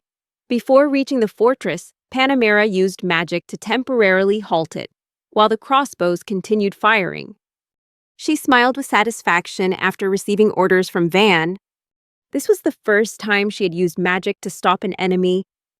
Van simply said that it didn't matter, because their enemy was a dragon. Immediately afterward, the giant dragon moved again and attacked. Van had to rush forward to protect Panamera and the others. While she gets ready, Dino and the other soldiers ran back with swords made by Van. Dino was full of confidence in his ability to win. Dino quickly rushed towards the dragon that was about to take flight. Dino swung his sword quickly, cut off the fingers on the dragon's feet. This caused the dragon pain. Meanwhile, the other soldiers swung their swords at the dragon. The dragon used its tail to deflect Dino's attacks and trip the soldiers. The dragon then ran towards Espada once again. Immediately, Espada used earth magic to create a shield. This caused the dragon to crash violently into the ground. Dino immediately ordered his soldiers to retreat, and they quickly ran to the back. Van was impressed by the soldiers who fought like heroes, especially Dino, the fastest of them all. The dragon got back up after being hit by Panamera's magic stone and continued to chase the soldiers. Van signaled to Panamera to immediately use fire magic to attack the dragon. Panamera immediately chanted a mantra. Fire spears struck the dragon. The attack was enough to slow the dragon's movements. Then Van signaled to fire ballista at the dragon. Ballista's shots were continuously aimed at the dragon.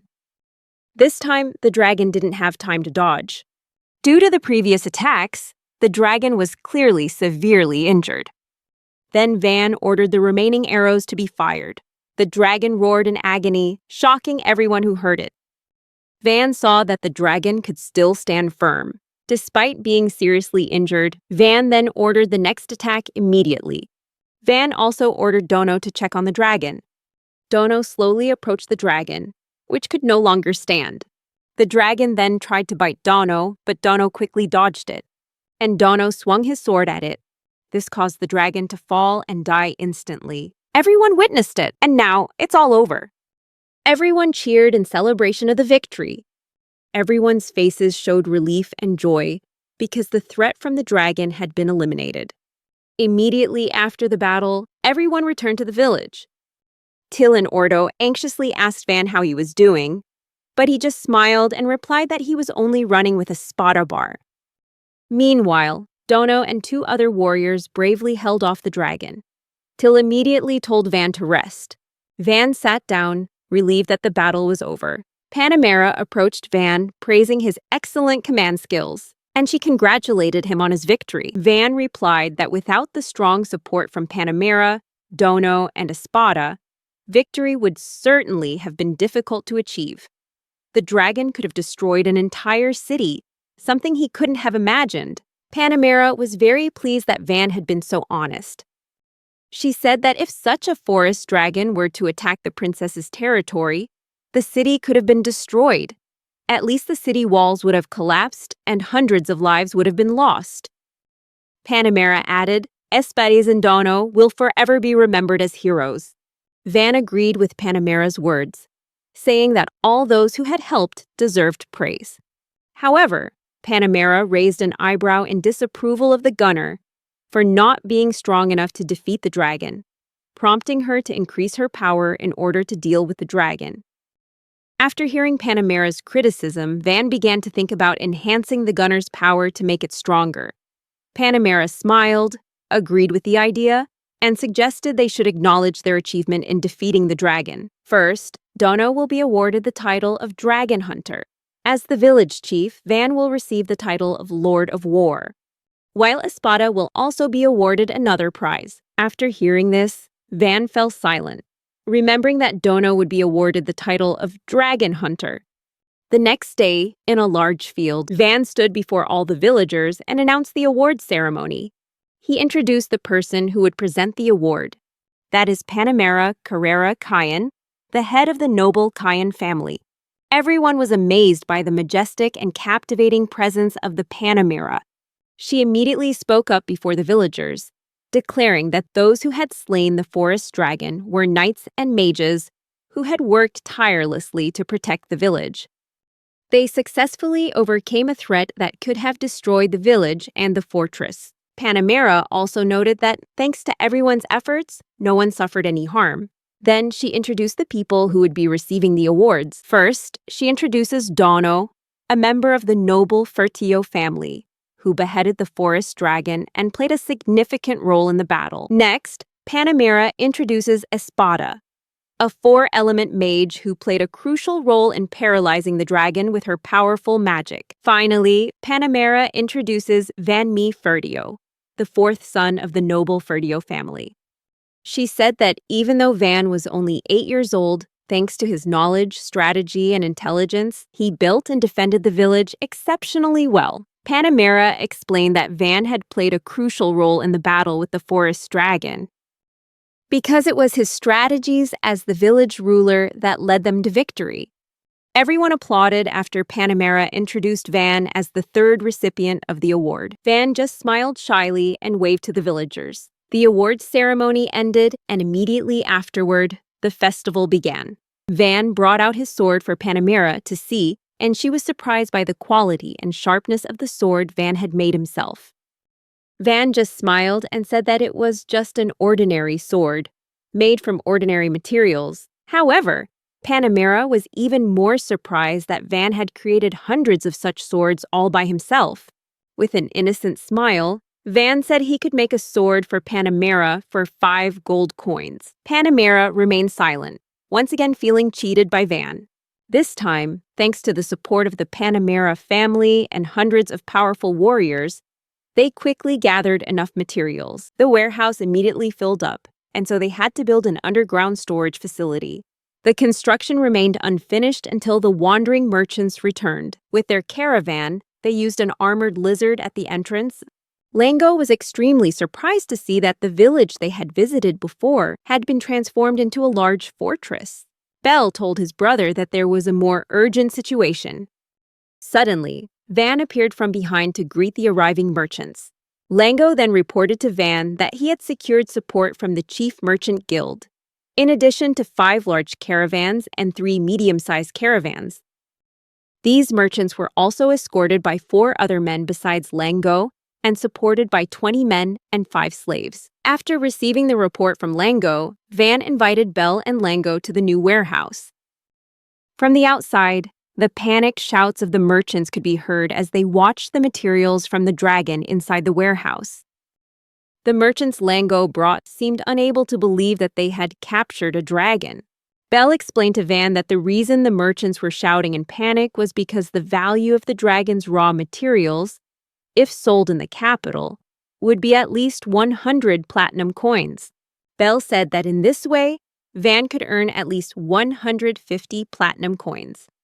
This means the dragon is worth nearly 10 billion yen. Bell explained that an auction would be held in the capital. This is where high-value items are sure to appear, and merchant guilds are sure to participate. Bell said that with such a rare item, it's no surprise the seller would ask for at least 150 platinum coins. Van then asked Bell and Lango whether they were making a large profit from shipping and sales. Bell explained that aristocratic families would often blame others if they weren't making a profit. But Van didn't care about that. The total profit from the customer could be between 3 and 5 platinum coins, and this deal made perfect sense for their business. Van thought for a moment and then said what they were doing: just set up a trading company. Bell pondered, realizing that Van's words made a lot of sense. Suddenly, the 4 merchants that Lango brought arrived. They approached Van, smiling broadly. They said they could open branch stores in the village because they were members of Miri, the kingdom's largest merchant group. Van realized they were trying to convince him. Calmly, Van replied that the village's population was still too small. One of them immediately asserted that they were very trustworthy and would bring the best goods to sell in the village. Then, the bargaining between them and Van began. Sweet promises were made one after another by the merchants. Van understood that they were only interested in the outcome of this agreement, and once it was finalized, they would have little interest in the village anymore. Van was certain that the merchants would open a large store here, then cut their profit margins. They sold the village's valuable products to other cities at exorbitant prices. Van realized that these merchants had absolutely no commitment to the village. They only focus on profit. With a slight smile, Van said he would think more about their offer. They then begged Van to choose them as business partners instead of Bell and Lango. Van said that traders can manipulate commodity prices. The merchants immediately refuted Van's statement, arguing that 8 platinum coins was a reasonable price. Lango was surprised to hear that, saying that the dragon should be worth at least 100 platinum coins. Hearing Lango's words, the merchants began whispering their criticisms of him. According to the merchants, there's no guarantee that they will make a profit of 100 platinum coins. Bell then appeared to mediate, saying that as merchants, they had to settle things fairly. According to Bell, the selling price and shipping costs must be offset by the profit from the sale of the goods. Therefore, even if the auction ended at the initial price, the merchants could still make a large profit. Whispering amongst themselves, one of the merchants approached Bell and said that what he was saying made no sense. According to that merchant, almost no other merchants had come to the village throughout the past year.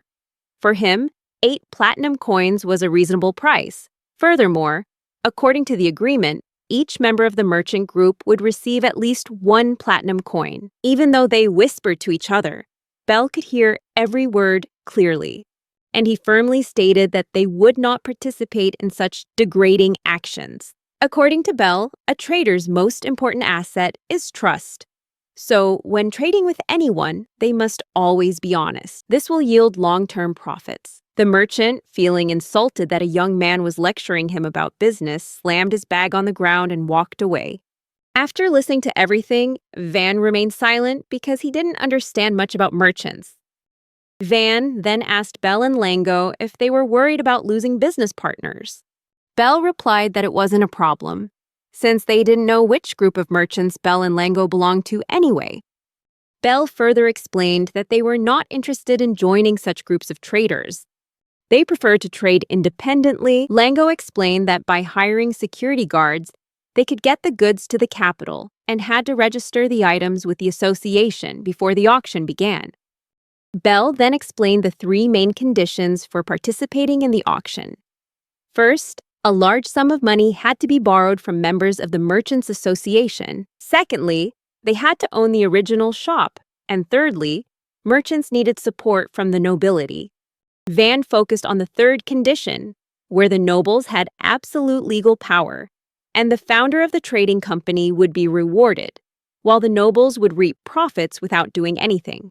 After a moment of thought, Van asked about the price of the dragon and whether Lango and Bell would make a profit from each sale. Hearing Van's question, Bell immediately asked if he would be interested in partnering with them in business.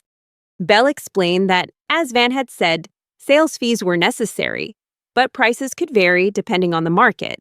Van nodded slightly, indicating understanding. After a while, Van asked the merry merchants which noble family they worked for. Bell turned his face slightly away, replying that they collaborated with valuable nobles. Hearing this, Van sensed it was a serious matter. When a trading company is established, there will certainly be introductions from high-ranking nobles to help the company grow stronger.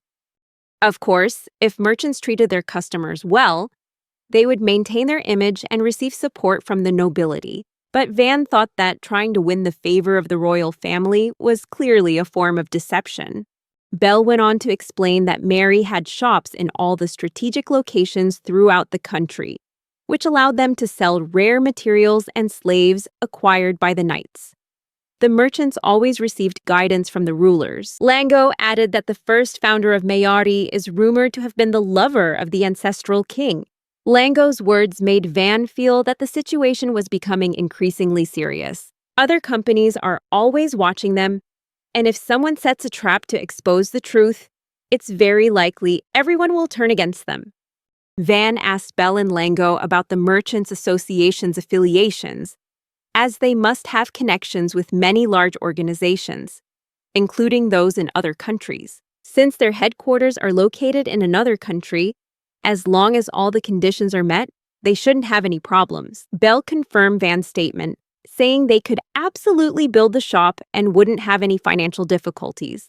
Van then added that, regarding the aristocratic matter, he wouldn't use his family connections, because he realized that he had been abandoned by his biological father, and his older brother was not a nobleman. Van could ask Panama for help in building relationships, because she was the only person in the aristocracy that Van could trust. This decision brought relief to Bell and Lango. Van approached Panamera, who was practicing with a sword. After explaining everything, Panamera immediately agreed to help Van. Van was quite surprised that Panamera so quickly accepted his offer. Panamera then said that she would not lose anything by becoming a noble patron of the Bell and Lango merchants. This might cause a stir in the kingdom, but they could force the kingdom to submit. Van thought this could indirectly anger the kingdom.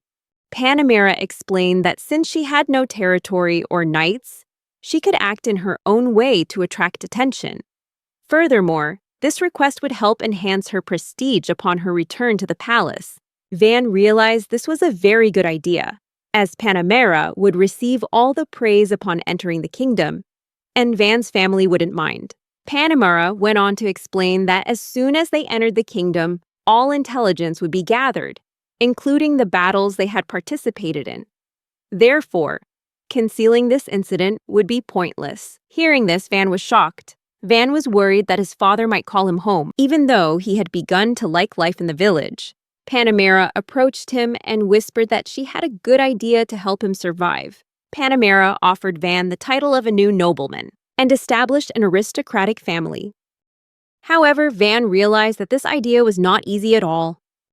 Panamera was very confident in Van, as he had just defeated a dragon. This could change the story of the slain dragon and make Van more prominent in the kingdom's eyes. Hearing this, Van felt confused and uneasy. Panamera reassured everyone that this was not a problem. Van wasn't sure if he could become a nobleman because he didn't know what his father would do. And I also don't know how my second and third brothers will react. Becoming a noble before his older brother could do so would certainly attract attention. Panamera explained that Van, with his dragon-slaying feat, had achieved a great accomplishment that would help him advance in society. Furthermore, Van will earn a lot of money from the joint venture companies. So, it's all in his favor. Panamera recounts that when she first became a noblewoman, she also encountered many enemies who only wanted to take advantage of her. But Panamera wiped them all out. She added that Van could use catapults to deal with his enemies, making it impossible for anyone to confront him. Panamera said this while laughing with amusement. Van replied that if he accepted all the praise, Panamera would receive nothing. Panamera looked at Van with a sarcastic smile, saying that he didn't need to worry about it. Van looked into Panamera's sharp eyes and suddenly felt threatened and afraid. Panamera laughed with satisfaction after teasing Van, then said that she would make Van stronger. 2 days later, Bell resumed the negotiations. to buy back the dragons from Van, and everything went very smoothly. Van also announced that Panamera had agreed to become a noble partner with them, on the condition that she would receive a share of the profits from all the businesses that Van built. Just as Lango was preparing to return to the kingdom's capital to sell the forest dragons and ironclad dragons as raw materials, he discovered that Miri's group of merchants had already left. They had left with their wagons. Bell said they could catch up with the convoy, as it was moving quite slowly. Lango was puzzled, wondering why the group of merchants had returned empty-handed, which would surely raise questions from the Merchants Association. At that moment, Panamera appeared and said that the merchants would be anxiously waiting, and they would have to ask for help in transporting their goods. If that happened, they would have no choice but to obey and sell their goods. At a price of 80 platinum coins, Van felt the group of merchants seemed very cunning. Van then approached Lango and said that he could build a vehicle and transport the goods. Furthermore, Van could have Ortho escort Lango. Panamera then offered to act as a bodyguard and lead his troops to the capital. This plan needed to be executed to highlight Van's capabilities. Van was delighted and thanked Panamera for her kindness. Van's smile made Panamera blush. This came as quite a surprise to Van, as he hadn't expected to be able to confuse Panamera so much. Finally, Bell asked Van again to make sure everything was ready. Van remained cheerful and quickly prepared a large vehicle to transport the goods they would be bringing with them. Van built a giant car out of ultra-lightweight wooden blocks. Panamera also said that the carriage would be pulled by the horse she brought along, a swift and powerful military horse. Bell and Lango cheered enthusiastically throughout the trip. The Miari merchants were on their way to the capital. One of the merchants said that if Van acted foolishly, it would only embarrass him. The merchant added that Bell and Lango would not receive the delivery truck. Suddenly, from the direction of the carriage the group of merchants were riding, a huge vehicle unexpectedly sped forward. The merchants began to panic and become frightened.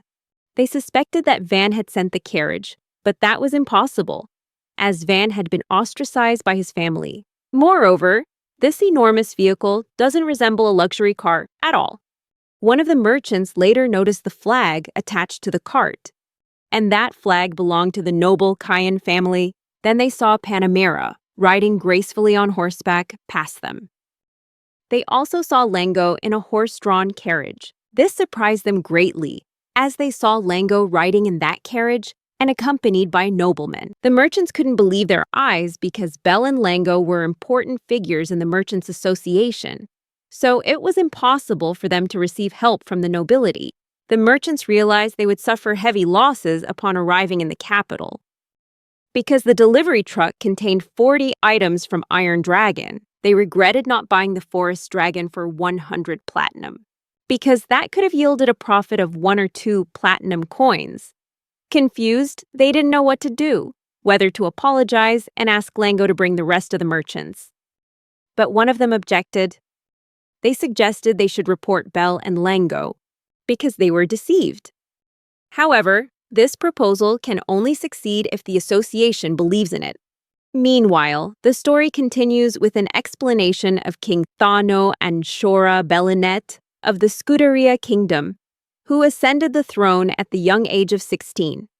Despite this, he successfully reformed the army before turning 20. He surpassed the achievements of his predecessors, preventing betrayal, prioritizing talent over family ties, and replacing numerous commanders. King Dino reformed the entire officer corps below the rank of deputy commander, transforming them into powerful warriors, prioritizing strength in the military revolution he led. This required considerable time, effort, and even bloodshed. Nobles were required to serve as officers or deputy commanders, leading to many less capable noble children losing their opportunities. This caused noble families like the Feldenat Count's family to gradually lose influence. Meanwhile, families like the Feldenat increased their influence through a focus on the military. Nevertheless, the king still personally bestowed knighthoods upon deserving individuals and treated them well. Panamera arrived calmly to report to King Dino. Panamera came from a noble family in the capital. Upon discovering that Panamera could use magic, she was immediately placed in line to inherit the Count's territory. Panamera's childhood was filled with rigorous training, and she had to sacrifice a great deal of her leisure time to learn. Through her tireless efforts, Panamera became a captain at the young age of 16. Success came to her, and her subsequent resounding victories led her to become the knight captain, leading her troops in fierce battles. In particular, she participated in the war against the Arinetic kingdom, and her army changed the course of the war. After her victory, she was knighted, and many admired her and offered to make her a knight. The king was pleased with her achievements and bestowed upon her a high title. 6 years later, Panamera stood firm before King Dino. She sat on the throne, her gaze sharp and powerful. The king thought she had come to request a higher title, but Panamera had other intentions. She wanted to bestow the title upon someone else. The king was surprised and asked about the person Panamera wished to recommend as knight. Panamera bowed her head and said that the person couldn't come because they couldn't find a replacement or representative. He was a feudal lord of the kingdom. King Dino then asked Panamera why she recommended Van. Was it for his future or for the potential and achievements he would attain? King Dino was surprised that someone of Panamera's reputation would praise Van. At the same time, the king was also curious about his achievements in a wild, uninhabited land lacking knights. Panamera calmly stated that Van had killed a dragon. The answer stunned the officials and guards in the throne room. They couldn't believe their ears.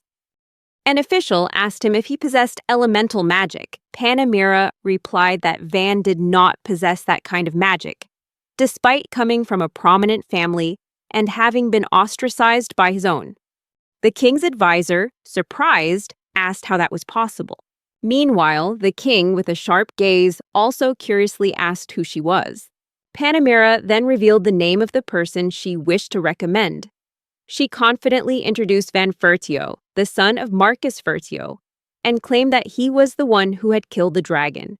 The king was surprised that Marcus had never reported this. Panamera explained that there were no reports, but she had spoken directly with Van and the villagers. She described the situation in the village, which had fewer than 100 people and had been attacked by bandits upon their arrival. However, Van defeated the bandits with the help of some mercenaries he hired.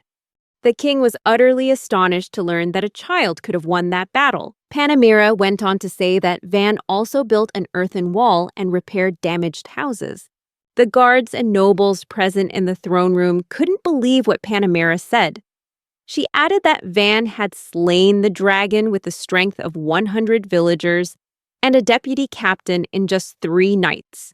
Panamera insisted that Van had killed the dragon without suffering any loss of life. The king's advisor then asked Panamera if she had any evidence to support her claim. Panamera replied that she had brought the dragon carcass and 40 armored lizards as proof. The knights in the throne room and the kingdom's officials were all surprised by the news of Panamera, for even the most skilled knights could not have accomplished such a feat. However, Panamera found that her testimony was still not convincing enough for the king and the officials. Panamera then added that she had consulted the villagers, and they all confirmed the same story. The king's advisor whispered to the king that Panamera's words were highly suspicious. According to him, Panamera seemed to be letting others, especially a child, take credit for her work in order to claim all the praise. The advisor suspected that Panamera might be plotting to seize a new territory. However, King Dino had no suspicions about Panamera. He immediately questioned her about the truth of who had granted Van ownership of the territory. Panamera insisted that everything she said was true. The king then spoke, saying he would be staying for a few days, so Panamera didn't need to prolong the story.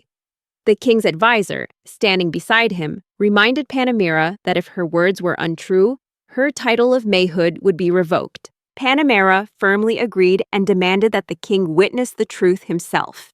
However, with a smug smile, the advisor remained skeptical about Van's ability to transform the village in such a short time. Panamera replied that perhaps after meeting the king, Van would be given a new territory to defend the kingdom. Hearing this, the king smiled, showing deep interest in Van and a desire to meet him as soon as possible. Meanwhile, in the heart of the capital, the dragon head has just been brought to the city market. It left everyone stunned and amazed. A crowd gathered around Belle, where Belle felt overwhelmed by the curious stares of everyone.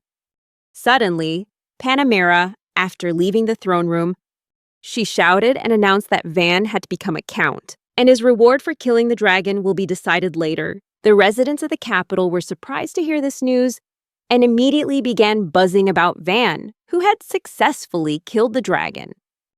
Panamera then approached Belle and Lango to negotiate with the alliance. She also took the opportunity to ask about the name of the business they would be establishing. Lango then named it Lango's Business, but according to Panamera, that was a terrible name. She suggested that the name shouldn't be changed, but kept as it was. The following morning, rumors began to spread throughout the city that Van had become an earl, a powerful hero who defeated the mighty and fearsome dragon. These rumors, though considered exaggerated, greatly diminished Panamera's achievements. Panamera is confident that things will get even more interesting.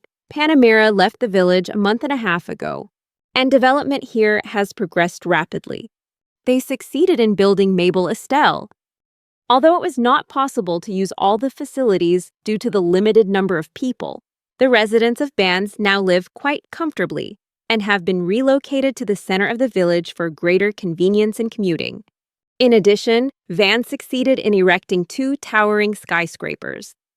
It allows people to enjoy a spectacular view. Suddenly, Dino and the other guards arrived. Dino curiously asked Van if he intended to use the tower as a gymnasium. Without hesitation, Van immediately climbed the tower. And it took him 10 minutes to reach the top. Van looked tired but still full of enthusiasm. They watched the beautiful sunset together. Van pondered how the village was too large for only 100 people to live in. Till agreed with Van's assessment that considering the infrastructure and development of the village, it truly deserved the title of a town. Van suggested that people call their place of residence Van's Village, but Van himself disagreed with that name. He believed that if they built a town, it could be named Van. However, that name was rejected by Van himself, who did not want his name associated with the place. Suddenly, Kamshin spotted something in the distance. Van squinted but still couldn't clearly see what Kamshin was pointing to. Van thought Kamshin's eyes were as sharp as the villagers. Kamshin said he saw a group of people approaching the village. They weren't soldiers or adventurers, as the group included many children and elderly people. Van was somewhat surprised by Kamshin's keen observation skills, which demonstrated his excellent eyesight. Kamshin estimated they would arrive in about an hour, so the group decided to go downstairs and eat first, as Till had prepared his favorite dish, omelets and sandwiches. As he descended from the tower, Arit hurried towards Van. Van was captivated by Arit's adorable appearance. She decided to stay in the village while Panamera went to the capital. There, she would be taught many things. Arit was still out of breath after the run, then asked Van what Arit wanted to convey. Van thought Arit was still a child and couldn't understand any romantic feelings, so he gently patted Arit's head affectionately. Arit blushed with embarrassment when Van patted him like that. The little girl then announced that many people would soon be coming to the village and asked Van what he should do. Arit noted that the village was not surrounded by walls, suggesting the possibility of leading newcomers to Van's office. Van noticed that Arit was starting to get used to his presence, though he was still a little shy. But he also acknowledged her maturity. Van agreed to Arit's suggestion, bringing the new group to his office with the aim of ensuring a friendly relationship between the parties. At that moment, Arit whispered to Van that Ordo was still deep in the forest. Van immediately ordered Kamshin to summon Espatada and Dino. Kamshin quickly departed to summon them. Van was very impressed with Kamshin's efforts. Van realized that Kamshin had been training hard with Dino. This made Kamshin's swordsmanship skills superior, even surpassing Van's. Lango and Belle were also evenly matched rivals in training. When the new group arrived at the office, Van ordered their representative to be brought in An old man walked in and asked if this was the village of Exiled. This left Van feeling confused. Meanwhile, an old man looked around in astonishment. He was speechless at the changes that had taken place in the village since he was a child. Seeing that the old man didn't answer, Van shouted again, startling him. He explained that they came from a nearby village. In a place where there are no more young people, they still have to pay taxes to the kingdom at the old rate. They tried everything but failed, so their only remaining option was to migrate to the village of Exiled. Van suddenly realized that people from the neighboring village wanted to move to their village. He wondered why so many of their young men were disappearing. The old man replied that those young men had been conscripted into the army by the kingdom. He said that when there are no more young people, they will no longer be able to pay taxes. Moreover, Count Ferdinand had no interest in frontier communities like theirs. Van then realized they were Count Ferdinand's subordinates, and he immediately asked why they wanted to migrate to this village, despite knowing the distance between villages. The old man replied that the reason they came to this village was because they feared being discovered and punished by the count. Therefore, they decided to go to the Viscount's village instead. Van thought for a moment, realizing that accepting them would be seen as an act of kidnapping, causing a major uproar. Van also understood that they might develop a negative view of him. These villagers risked their lives to get here. Van wanted to prevent conflict, but also didn't want to see others suffer. Ultimately, Van decided to accept them. The old man looked very happy. Van announced that no taxes would be collected for the time being, but they had to cooperate with the village community. Their representative, the old man, was even more delighted. Then Van asked about their population. Van was delighted to welcome the migrants from the neighboring village and decided to ask Orto to escort them on their journey. Van immediately offered them a rest for the day, as they now had plenty of food and beds. The old man said he wasn't their village chief, which surprised Van because he thought the old man was. Outside, other migrants stood staring blankly at the house in front of them. They still couldn't believe they were staying here, especially since this house was even bigger than the home of a feudal lord.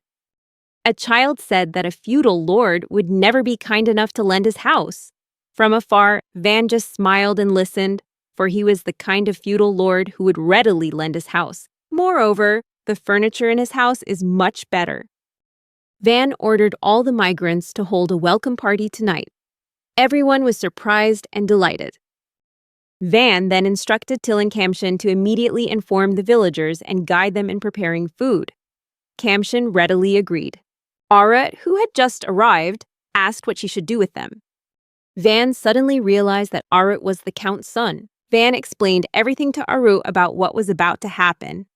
Arit felt this was the right decision, because life here would be much better. Van asked Arit about her situation, having been in the village for 2 days. Van also asked if Arit wanted to stay there. Arit shyly replied that she was very happy to be staying. Van said that, for now, they should forget about marriage, because they are still children. Then he asked Arit what she wanted to do. Arit remained silent, struggling for a moment with her thoughts about what she wanted to do. Arit said she wants to marry Van in the future. Van innocently asked Arit if she really wanted to get married. Van's question made Arthur blush. Van thought he shouldn't embarrass women. He told Arit to forget what he had just said, but Arit's face turned even redder. Van then awkwardly stepped forward. They arrived at the place where the party was being held tonight. At the same time, Ordo returned from the forest. Van was horrified to see Ordo's team covered in blood. Ordo apologized and explained that they had accidentally stumbled into the maze. Van listened attentively, then realized they had found a labyrinth surrounding the village. The villagers became excited when they heard the news that the labyrinth had been found. Espatada proposed immediately reporting the discovery of the labyrinth to the capital. Van understood that they had to act quickly before his father could take over ownership of the labyrinth. Espatada agreed and advised them to report discreetly. Van thought it would be ideal if he had a title to manage the labyrinth, but since the situation was unstable, they needed to act urgently. If there was a labyrinth nearby, they could open shops selling weapons and tools and prepare a defense force for the villagers. They also welcomed new residents. Van ordered the adventurers to deliver news to the capital and entrusted this task to Sarah. Sarah was surprised because she wasn't prepared for the sudden assignment, but Van explained that since Sarah was the one who discovered the maze, he would be the one to report it. Ordo then suggested that reporting would be more effective if they did it together. However, Van had a different plan for Ordo. He ordered Ordo to stay behind and protect the new residents of the village. Van also prepared a large sum of money to pay Ordo and the other adventurers. Upon hearing this, Ordo immediately prepared himself and bid farewell, taking Sarah with him to the capital. Van gave Sarah his dagger, because he would be going alone. Sarah was delighted to receive the gift from Van, and the other adventurers, seeing this, eagerly vied to take turns going to the capital. However, Sarah didn't care, as he had already received the jade dagger from Van. Ordo's group will go to meet the villagers. Meanwhile, Sarah will go to the capital to report on the discovery of the labyrinth. On the day Sarah set off on his journey toward the capital, he was delighted to receive a powerful weapon crafted by Van himself. Sarah was incredibly excited when Van gave her the dagger. Because the dagger was lightweight and easy to use, Sarah spent her days and nights in a cheerful mood. Throughout the journey, he felt that when he was happy, the trip back to the capital went quickly and smoothly. Suddenly, he saw a destroyed and overturned carriage in front of him. He also saw an orc eating the horse. Sarah immediately realized what was happening. Orcs have an incredibly strong appetite. They are always driven by hunger, lust, and ultimately, bloodlust. In other words, this orc will kill anyone in the carriage. However, Sarah felt very confident at this moment because he had a very sturdy dagger. So, with confidence, Sarah immediately attacked. In the darkness, a group of orcs continued to devour horses. From the overturned horse-drawn carriage in the middle of the road, from a distance, Sarah immediately shouted. And he leapt toward the hungry orc. Despite his large physique, Sarah quickly took down each orc. They surrounded the carriage, just as Sarah had suspected. He easily wiped out all the orcs without leaving a single one behind. The dagger was custom-made by Van. It truly proves to be of exceptional quality. Sarah was extremely grateful for Van's request. Suddenly, from behind the door of the overturned carriage, a beautiful woman appeared.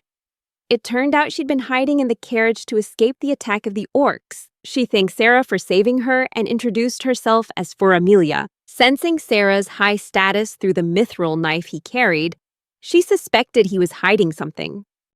Sarah was astonished and bewildered to have inadvertently saved a beautiful woman who had simply introduced herself as an ordinary adventurer. However, Amelia sensed that Sarah was of noble blood and was concealing her true identity. Unsure how to respond, Sarah remained silent. Amelia smiled slightly and politely excused herself, heading towards the capital. She felt she couldn't repay Sarah's kindness at this time. She promised to repay her on another occasion. After some hesitation, Sarah mustered the courage to invite Amelia to travel to the capital with her. As they both had the same destination, Amelia didn't want to bother Sarah, but he insisted on inviting her to ride his horse, saying that the horse would be happier being ridden by a beautiful lady like Amelia. Amelia chuckled softly at Sarah's joke. She felt it had been a long time since anyone had called her that, even though she was 30 years old. Sarah added that she looked much younger, like she was only 20. Amelia smiled and thanked Sarah as they continued walking. When Sarah inquired about their destination, Amelia sadly recounted that her bodyguard unit had been swept away by the flood, and her father, a nobleman, had died in battle, leaving the family devastated, and their property confiscated. She had to work as a servant for other families to make a living. Amelia felt ashamed and distressed for sharing the story. But Sarah, with a warm smile, reassured her that there was nothing to be ashamed of, because he himself was just a free man trying to make a living. With a reassuring smile, Sarah invited Amelia to accompany him to the village where he lived, believing they would find suitable work for her there. Sarah added that it was also a place he protected, so Amelia wouldn't have any regrets. Amelia smiled warmly, her cheeks flushing as she accepted Sarah's invitation.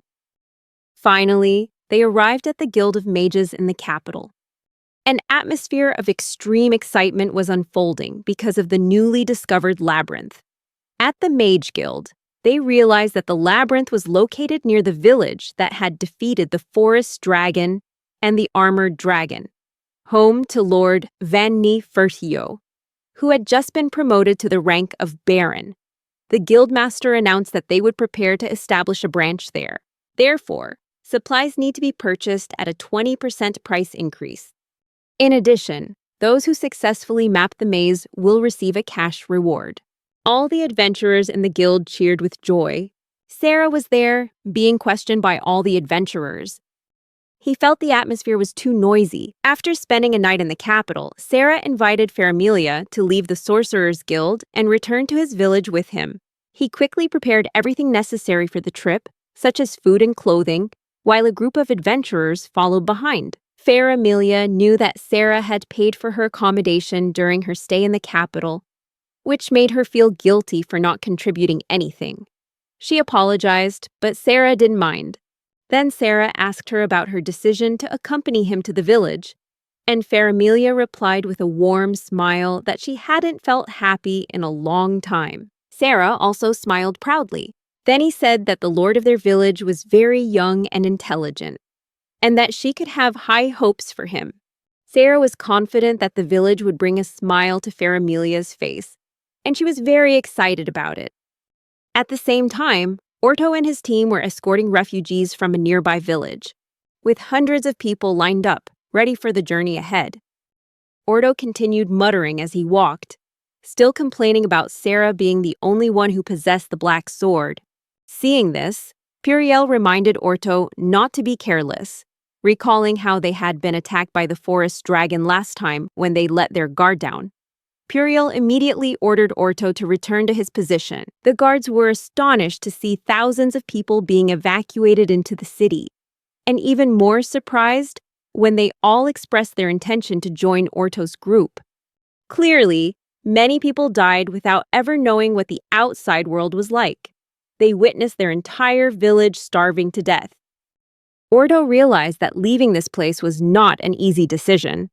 Then he saw a woman whose face was filled with sadness and despair. Orto immediately inquired about her situation, and she said she opposed the plan because she believed they would only be moving to an area even worse than their old village.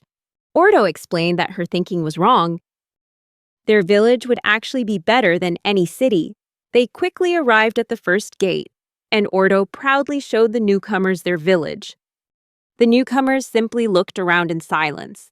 Upon entering the village, they were warmly welcomed by Van and the villagers, along with a lavish feast.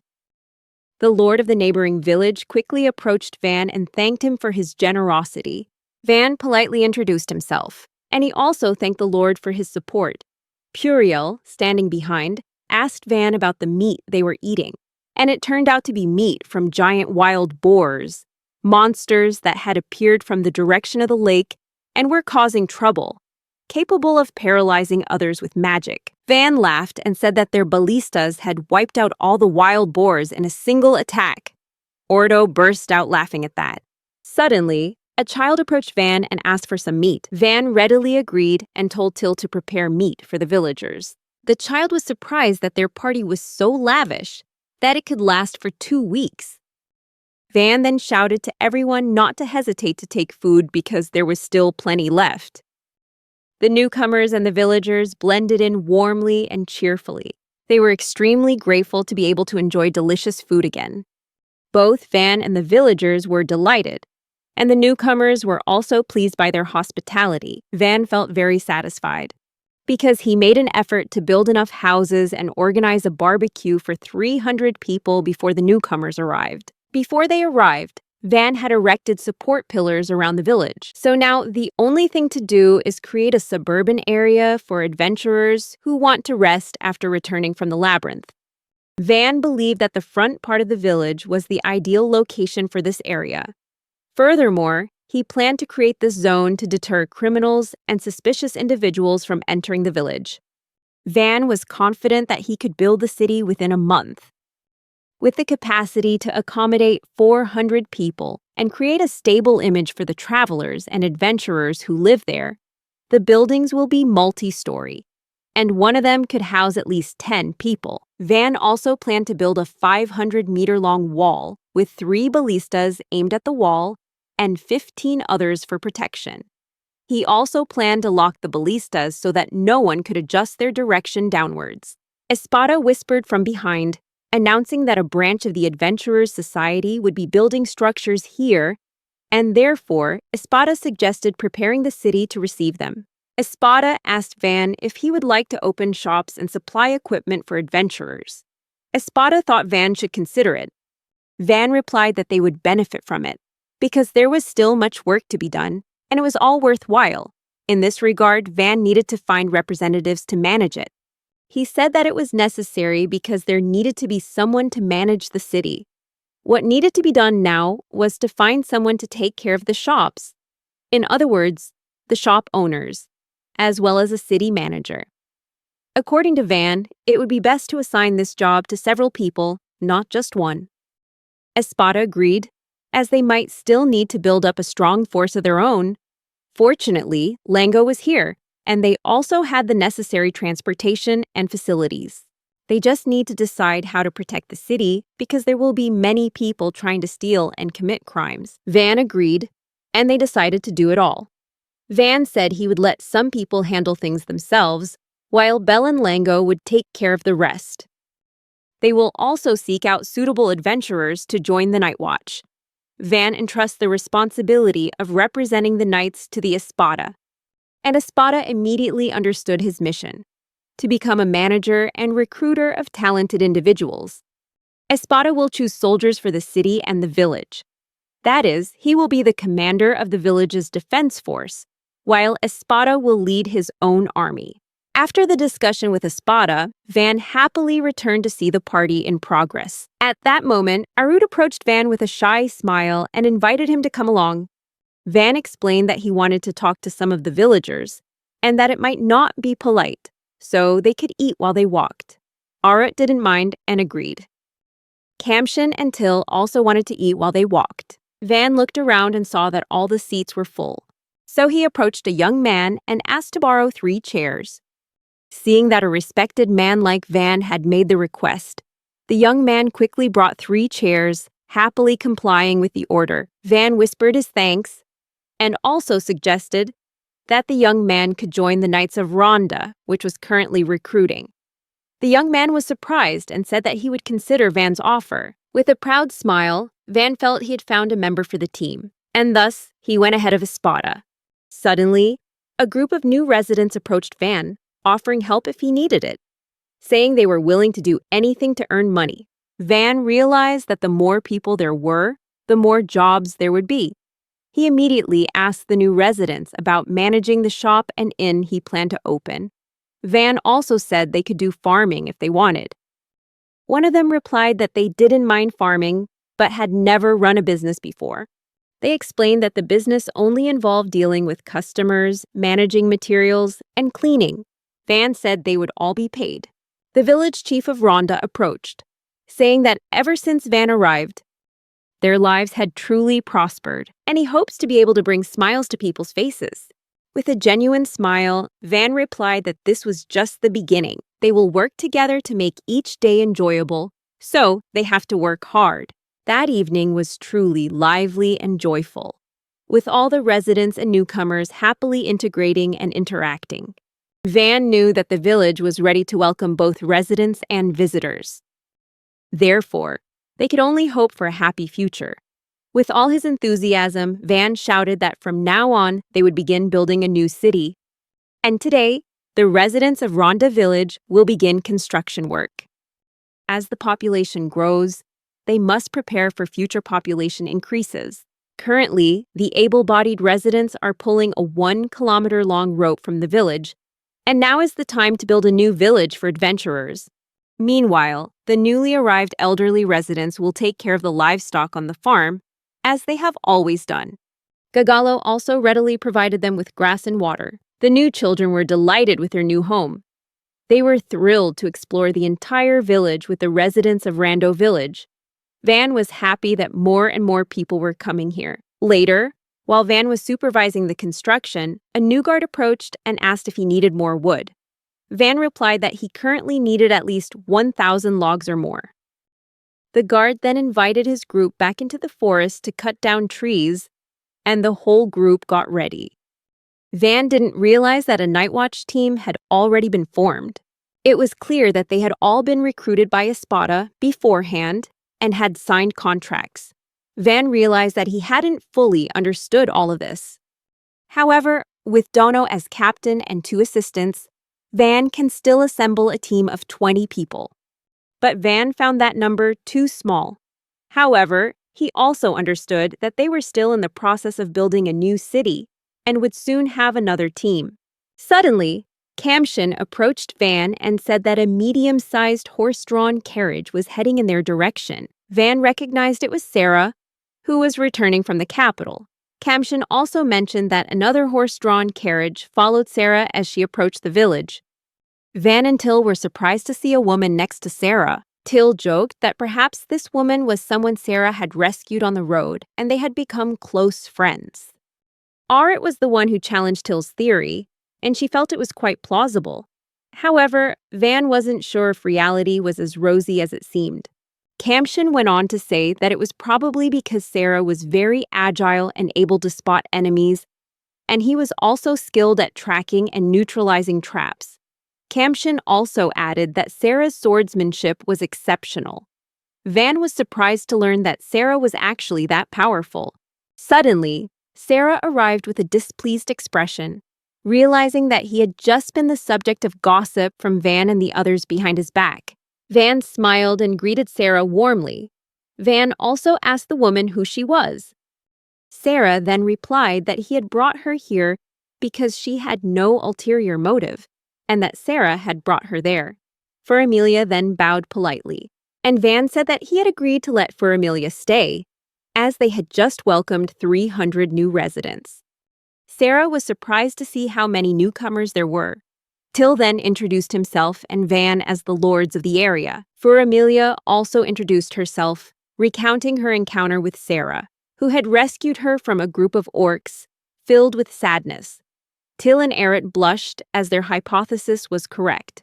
Sarah felt embarrassed by being described in that way and felt humbled because she felt uncomfortable. But for Furamelia, she believed Sarah was greater than any hero in the stories. Till and Arit were thrilled to hear her story. Van asked Sarah about the group of people behind them, and it turned out to be a group of adventurers ready to explore the labyrinth. Sarah then said that after reporting to the group, these people followed him. He said that the group of adventurers might scare the villagers, so it would be best for them to camp outside the village. However, Van said they needed to make these adventurers trust the village so they could spread the good word about it. Van then instructed Sarah to wait for the group outside the village. While Van prepared their accommodation, he would set up a minimum security system, but also mentioned that Ordo and Sitag were exploring the labyrinth because its location was quite challenging and potentially stressful. Sarah will then demonstrate her skills tomorrow. Sarah said goodbye to Van. When Van saw Furamelia and the noblewoman, he was very surprised. Arit then stated that the woman came from the noble Stratus family, and Arit had also heard rumors that all the men in the Stratus family had died previously, causing the family to be wiped out. Till felt sorry for the woman, as she was the same age as Till, but Furamelia said that she was actually 30 years old. Everyone was stunned and couldn't believe it. Van decided not to react, as they needed to avoid mentioning the woman's age. Then, Van immediately invited everyone back and continued building the city. They had to quickly construct protective walls and temporary housing. Van wanted walls that could keep out medium-sized monsters, so people could venture deeper into the village if something bad happened. Suddenly, they were approached by a group of fake adventurers. With frightening faces, the group of adventurers urged them to go inside the village because it was too dangerous outside. Surprisingly, despite their somewhat menacing tone and appearance, the adventurers were actually worried about them. They were strangers, but they had kind hearts. Then a guard approached, sensing that the group of fake adventurers was frightening Van and his friends. These adventurers belong to the White Oath group. Although their faces are terrifying, they are very kind-hearted. The guard asked Van why they were outside the village, as monsters could attack at any moment. Van replied that they would soon return to the village after waiting for the wood. The guard saw the walls of Rando village in the distance. This was his first time in the village, and he mentioned that he'd heard it was ruled by a young nobleman, and that the village was also very wealthy and had many people. Van felt a little confused by the title of minister, as it was clear the guard didn't know that Van was the lord of the area. The guard then asked Van why they were outside and laughed. Van then saw the remaining wood and demonstrated his extraordinary abilities to the newly arrived explorers. Van successfully created a temporary wooden gate for the explorers to enter. Everyone was baffled by what was happening. They were stunned and utterly surprised. Van's magic is very powerful, even though it's not elemental magic. Van said that the wooden gate would take about a week to complete. However, the explorers made a big fuss about it. They were surprised and amazed by the power of the magic displayed. Then Dino arrived, bringing a lot of wood. Dino said he had brought at least 30 logs. One of the adventurers, hearing the name Van, recognized that the boy was the lord they were talking about. When they heard Van's name mentioned disrespectfully, they became angry and challenged the person who had said it. Van sensed Dino's anger and felt a clear threat emanating from him. The adventurous guard then responded to Dino's challenge and asked him to step forward. But with just one slash, the soldier's sword was cut in two. Everyone was terrified by Dino's power. Since then, the name Dragon Hunter Knight Dino began to spread among adventurers. People started to be afraid and always greeted Dino warmly whenever they met him. They realized that this would make the area much safer. Meanwhile, everyone showed interest in Van both as a lord and as a child. New adventurers kept asking all sorts of questions about Van, until Ordo returned and was surprised by the changes that had occurred. Van then asked Orto where they had been all this time. Orto replied that they had been trapped in the labyrinth for a long time, but had finally been able to return. Seeing so many fake adventures in the village, Ordo suspected that Sarah had returned. Van confirmed Ordo's statement and added that Sarah had returned with a beautiful woman. Ordo and his friends seemed unconvinced by Van's words. Sarah immediately returned to her horse-drawn carriage, saying that in a few days the Union officials would arrive to investigate the labyrinth's location, so they would begin exploring it tomorrow. Sarah also introduced Amelia to her friends. After introducing Amelia, Sarah immediately said goodbye and took her to the inn. Sarah and Amelia looked so happy together that Orto and his friends couldn't believe their eyes. Van then explained that Amelia had followed Sarah ever since she was rescued from a gang of orcs. Amelia had always considered Sarah a hero. Van then thought about building a small house for the couple. Orto and his friends were surprised to hear this and felt envious of Sarah's situation. Van then asked Puriel about the condition of the labyrinth they had explored.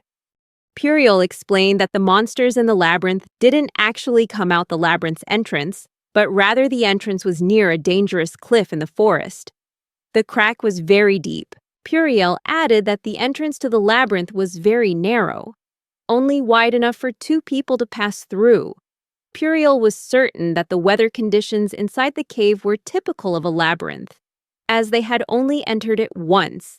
There were staircases leading straight down to the first level and supporting pillars next to the entrance, resembling ceilings, walls, and even crystal chandeliers. There was no doubt about it.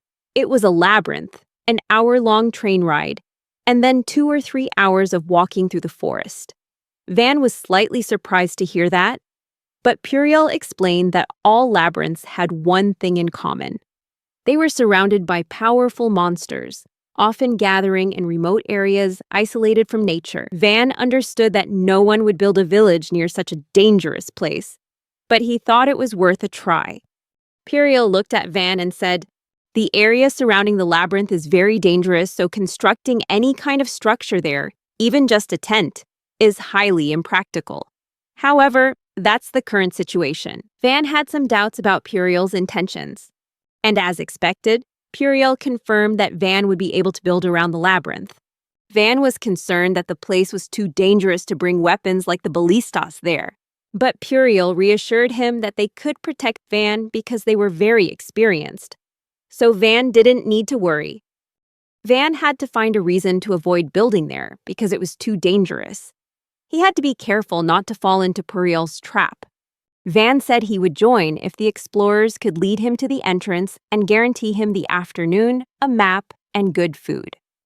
Additionally, Van requested that Kamshin, Till, Arit, and Espada be brought along, as they would be busy building in the village and would need plenty of bodyguards for protection. Van smiled slyly because of his selfish request. He was certain Puriel wouldn't take him to a labyrinth to build. But surprisingly, Puriel smiled and agreed. Everything was ready for the journey the next day, and Puriel immediately went to Orto to prepare. Van remained silent. Unexpectedly, Till, Kamshin, and Arit, those who were listening, could only remain silent. This time, they have to go into a labyrinth.